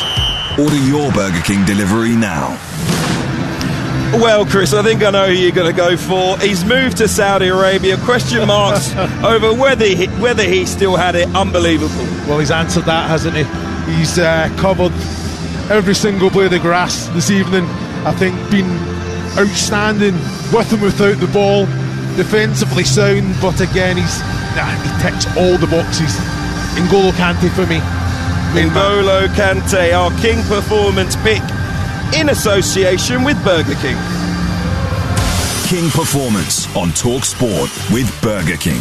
Bring home the ultimate food satisfaction with the Gourmet King's Barbecue Steakhouse Angus. Order your Burger King delivery now. So it wasn't to be a day of three shocks at Euro 2024. Wins for Slovakia and Romania a little bit earlier on, followed up, as we expected, with a win by France. Let's take a look back on today's action and pick our delivery of the day, thanks to Burger King. Delivery of the day on Talk Sport with Burger King. Satisfy your burger craving with the ultimate flame-grilled experience delivered to your door. So, Chris, who have you gone for? Well, I've got to go for Kylian Mbappe. I think the little bit of quality that brought us the goal in the game. You know, I think fantastic. He got in round the wrong side of Mwane there, and then obviously just picked his cross out. And like I say, it's good quality on the cross. I think Verba has to do better, but that's the delivery for me. Delivery of the day in association with Burger King. Delivery of the day on Talk Sport with Burger King. Satisfy your burger craving with the ultimate flame-grilled experience delivered to your door. Goodbye on what has been a fantastic evening of football here in Düsseldorf. A hot, tense evening on the banks of the Rhine. Austria battled hard. France showed glimpses of their true class without being overly dominant. Les Bleus will be delighted to take all 3 points. It was another engrossing contest on Euro Game Day Live. Mbappe created the key moment. His wait for a Euros goal goes on, and we will wait and see if he will be involved against the Netherlands on Friday after a bad nose break. Maximilian Verba's own goal was the difference. It's finished Austria 0, France 1. Up next, the Sports Bar with Jamie O'Hara and Jason Cundy. Euro Game Day Live, delivered by Talk Sport with Burger King. Get your classic Game Day flame-grilled Whopper made fresh and delivered to your door. Order your Burger King delivery now. Here she is, the three-time world champion. What has she got in store for us today? Things are starting to heat up. Here she goes. Triple builders, double stir. I don't believe it. And a chocolate digestive to finish it off. A thing of beauty, you have to say. The judges are gonna love this one. British Gas, powering home fans during this summer of sport. This tournament, prepare for greatness with William Hill. Get ready for last-minute winners, legendary goals, and straight red cards. Oh, what was he thinking? Win 25% more on every single game this tournament with Bet Builder Extra, online or in the app, only from William Hill. Available day before match to Kickoff. Bet Builders are 3+ selections at 3-1 or more. Pre-match singles, match stake £20. Full T's and C's apply. 18+, begambleaware.org. This Euros, The Sun is bringing you all the gossip, goals and giants of the game. Get insights and analysis from Harry, should have been England manager, Redknapp, Jack, the maestro, Wilshere, Gordon, no nonsense, Strachan, and Jurgen, the winner, Klinsmann. You won't want to miss it. Don't miss out, only in The Sun. It's the most wonderful time of the year. On the beach, on the beach, on the beach. Booking geniuses. Choose from thousands of amazing all-inclusive holidays with On the Beach. Go all in on all-inclusive. Leave the bank cards at home, but not your trunks. On the Beach. Book like a genius. Holiday like a fool. ATO protected. On the beach. Let's go live to hear about that winning goal. The crowd's gone absolutely wild here. How on earth do you sum up your emotions right now? Amazing. A hat-trick is just the best feeling ever. Is it though? Is kicking a ball into the back of the net really better than food fulfillment from Burger King? That warm, fuzzy feeling of total food satisfaction, like finishing the last bite of a Gourmet King's barbecue steakhouse Angus. No. Correct. Burger King. That's food fulfillment. Roll out of bed. Put the kettle on. Get into serious altercation with your 3-year-old. Try logical reasoning. Fail. Become the voice of Mr. Snuggles. Negotiate your way out of a tantrum and become the greatest parent of all time. For less. Selected IKEA soft toys are now at a new lower price, along with thousands of other products. IKEA, the wonderful everyday. Well, you can see why people are talking about Asda, can't you? Of course, on paper, Asda have a great lineup with 24 packs of Budweiser, just £14. Then there's pizza price drops, including the talented spicy chicken fajita flavour. Was £3, now £2. And don't forget the dependable garlic flatbread was £1.80, now £1.50. Could be the difference maker. What a lineup! Get match ready at Asda this summer. Asda. That's more like it. Selected stores online subject to availability. Budweiser 300ml. Price not available in Wales and Scotland. May exclude Express and small stores. See asda.com/small stores. Euro Game Day Live on Talk Sport with Carling, the UK's #1 lager. 18 plus, always drink responsibly. On 1089 and 1053 medium wave. On DAB, online and on your smart speaker. Official broadcaster of UEFA Euro 2024, Germany. Talk Sport. Crank it up. Talk Sport. Official broadcast partner of UEFA Euro 2024, Germany. Can you believe it? 24 Mannschaften, 10 Austragungsorte, 51 Spiele. What a moment! Euro Sports Bar with Jason Cundy and Jamie O'Hara. On Talk Sport. Game on. Good evening and welcome to the Sports Bar and Talk Sport. Me, Jamie O'Hara, and him over there, it's Jason Cundy. Today, at the Euros, we've seen Belgium lose to Slovakia and France creep over the line against Austria. So we're asking, are we a bit harsh on England?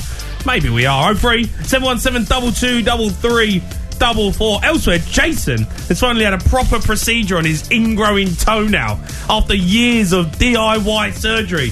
So we want you to call us with more examples of when you patched yourself up instead of going to the doctors. 03 717 2233 44. We're also going to be joined on the show later on by European Tour Pro Ollie Fisher as we look back on the US Open. Legendary boxing writer Dan Raphael. We've got back pages, Simon Johnson. Billy Boy is back as well. Not a question of sport later on. We've got pub quiz at midnight. You know what to do though. It's the number to call. 03 717 2233 44.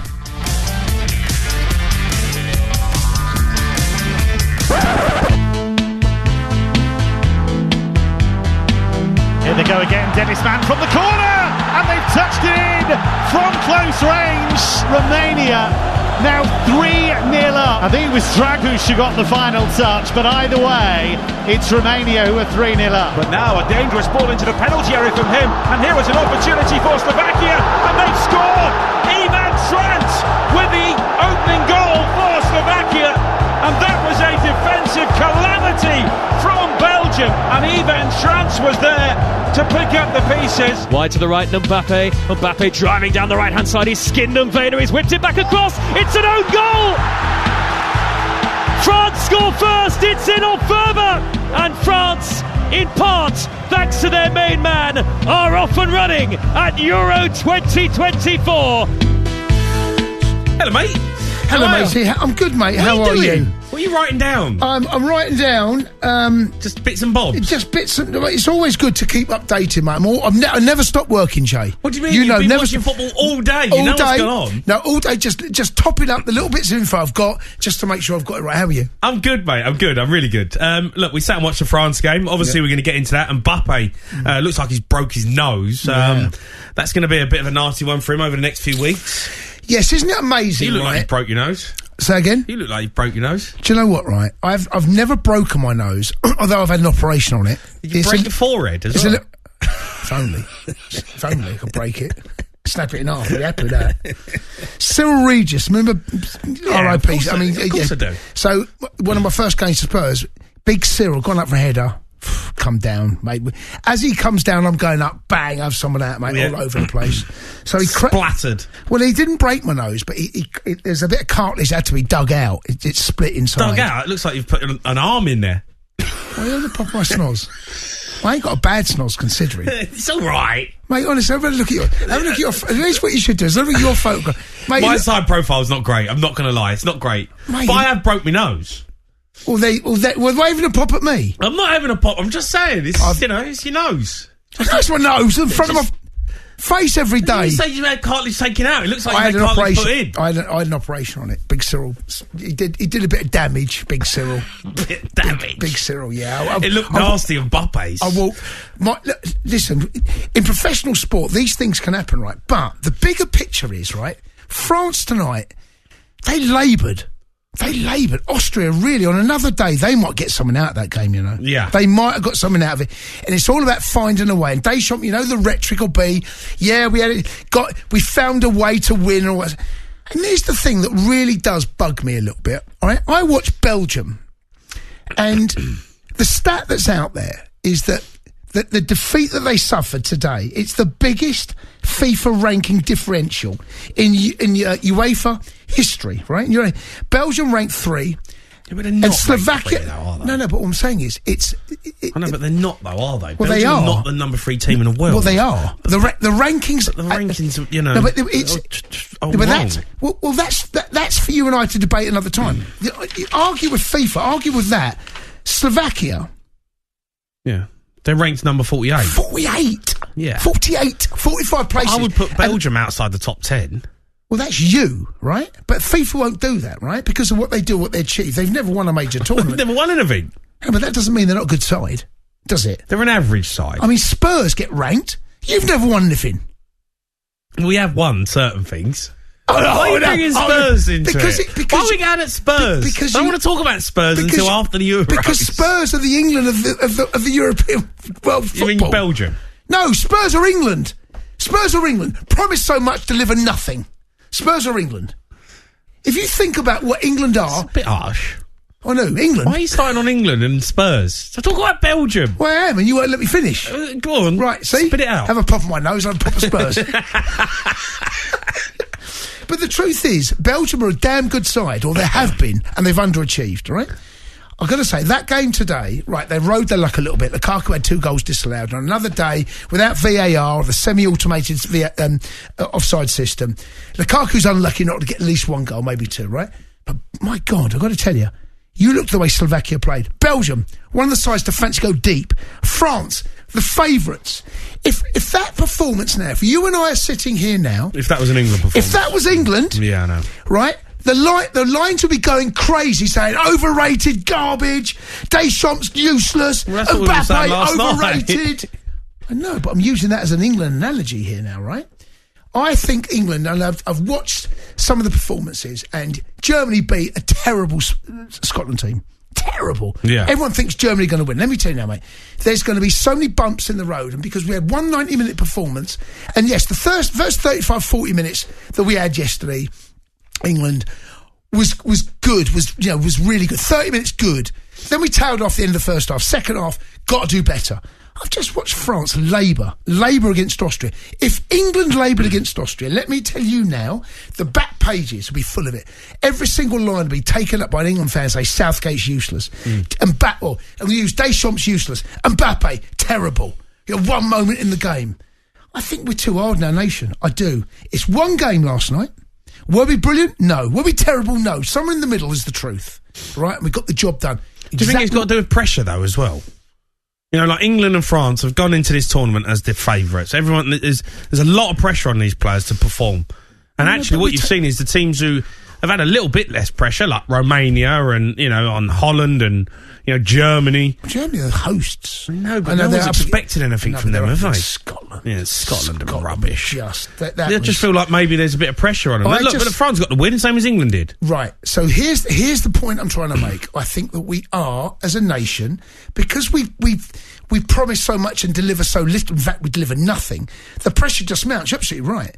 But the truth is, one 90-minute performance, if we had a caller phone up last night saying, we might not win it, and the chances are we probably won't, because but what I'm saying is, the first day's reaction is just typical England fan, spoiled England fan. He's one of those expects to win. We're England. Honestly, what an arrogant, terrible attitude to have. We've won nothing since '66. We've come close recently. And you know what? We might go close again. We might. But I've got to say, after what I've seen, there's a couple of teams I've looked at. Germany, Scotland. I mean, well done. You beat Scotland. Scotland threw in a towel. Got a man sent off. You absolutely destroyed a terrible, tactically set-up side. I've just watched the favourites tonight. No, just saying, mate. All right, you can have your say on that. If you think that England are a little bit hard done by us, and what did you make of the situation with France tonight being the favourites? Wasn't a great performance, and Mbappe injured does give everyone else an opportunity. But talking about DIY, you come in today and you took your trainer off, and you've got a big plaster on your foot. I mean, if you want to get your big toe out, you're more than welcome. It's there. It's not. Look, what's the yellow bit at the bottom? It's my foot. No, like you've got all is it? That's a little bit of deposit. Oh, that's gross. I know, but I've had this ingrown toenail. Oh, it smells of that disinfectant. I've had an ingrown toenail since I was about 17, and I've never. What do you mean? I've had an ingrown toenail. You're 54, mate. I've just been putting it off. So what I've been doing? So what do you mean you've been putting it off? What do you mean? You can't put it off for 40 years. What are you talking about? Right. So what would happen? A chiropodist would come in and they'd tidy it up. Yes, I know what they and are. then they'd file down the side of the nail. Yeah, it's horrible. And then it'd be right for about 3 months, something like that. Yeah. And then I'd do a little bit of surgery, or the physio would, and it would be fine. And then eventually it would bite again, and the pain would be terrible. So then I have to go and see a chiropodist again. Then I'd do this. I've been doing this for years, Joe. Right. And finally, I've thought I can't keep doing this. So what have you done? They've killed the nerve down the side of the toe. They've taken the nail out on the side. Right. So I've got like a tram line down the side of my big toe. Right. So it don't bite. It's over, mate. It's over. What do you mean it's over? Your toenail's still going to grow. The toenail doesn't grow anymore, mate. It's over. It's finished. That toenail's had his last laugh. You've killed your toenail? I've killed the side of the toenail. Yeah, right, it's not coming out anymore, matey. Yeah. Really? Yeah, that's what happened. But you've been doing this yourself for years? I've been, so me, plus the chiropodist, plus the physio when I used to play, I used to get by, and you can get by a long time, and then it might go 6 months without hurting. Then all of a sudden you go, oh, God, it's starting to bite again. Then I'd go in, I'd do a little bit of surgery, get rid of it. I finally had enough of it, mate. I'd done the surgery that was about... I don't understand why you needed to get it sorted, though, because you don't do anything. All you do is sit at home and watch football. Mate, the nail keeps growing, though. Can't stop the nail growing, Jay. It's like your hair, right? The nail grows. You can sit anywhere, the nail grows. Anyway, I finally had it done, and I'm very happy about it. And all right. It didn't hurt, actually. It was very good. Was it good? It hurt. Those injections go in, the toe didn't... I couldn't feel... He was sticking a scissor in it going, you can't feel this, can you? I'm like, no, I can't. Oh, yeah, I've had my toes I can't stand people touching my feet, either. I mean, when you get blood under the toenail and they drill into the nail to get it out. It's horrible, right? It's horrible. That's awful. That is horrible, right? That feeling is awful. Yeah. Horrible. Awful. Right, all right, we've been there. So basically, what it raised the question was, whenever you ever patched yourself up, instead of going to the doctors and being an idiot like Cundy has been for the last 35 years. About 17, 18, I've had an ingrown toenail, mate.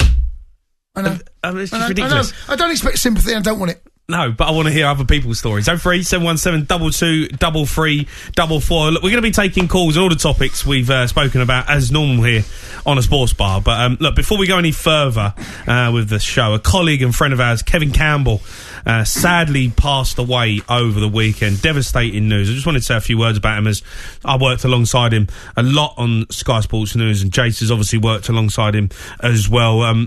Jace, a brilliant man, loved everything about him. Absolutely devastating news that we both got. I was only working with Kev a few months ago on Sky and coming in and him doing the shows here and having a chat with him.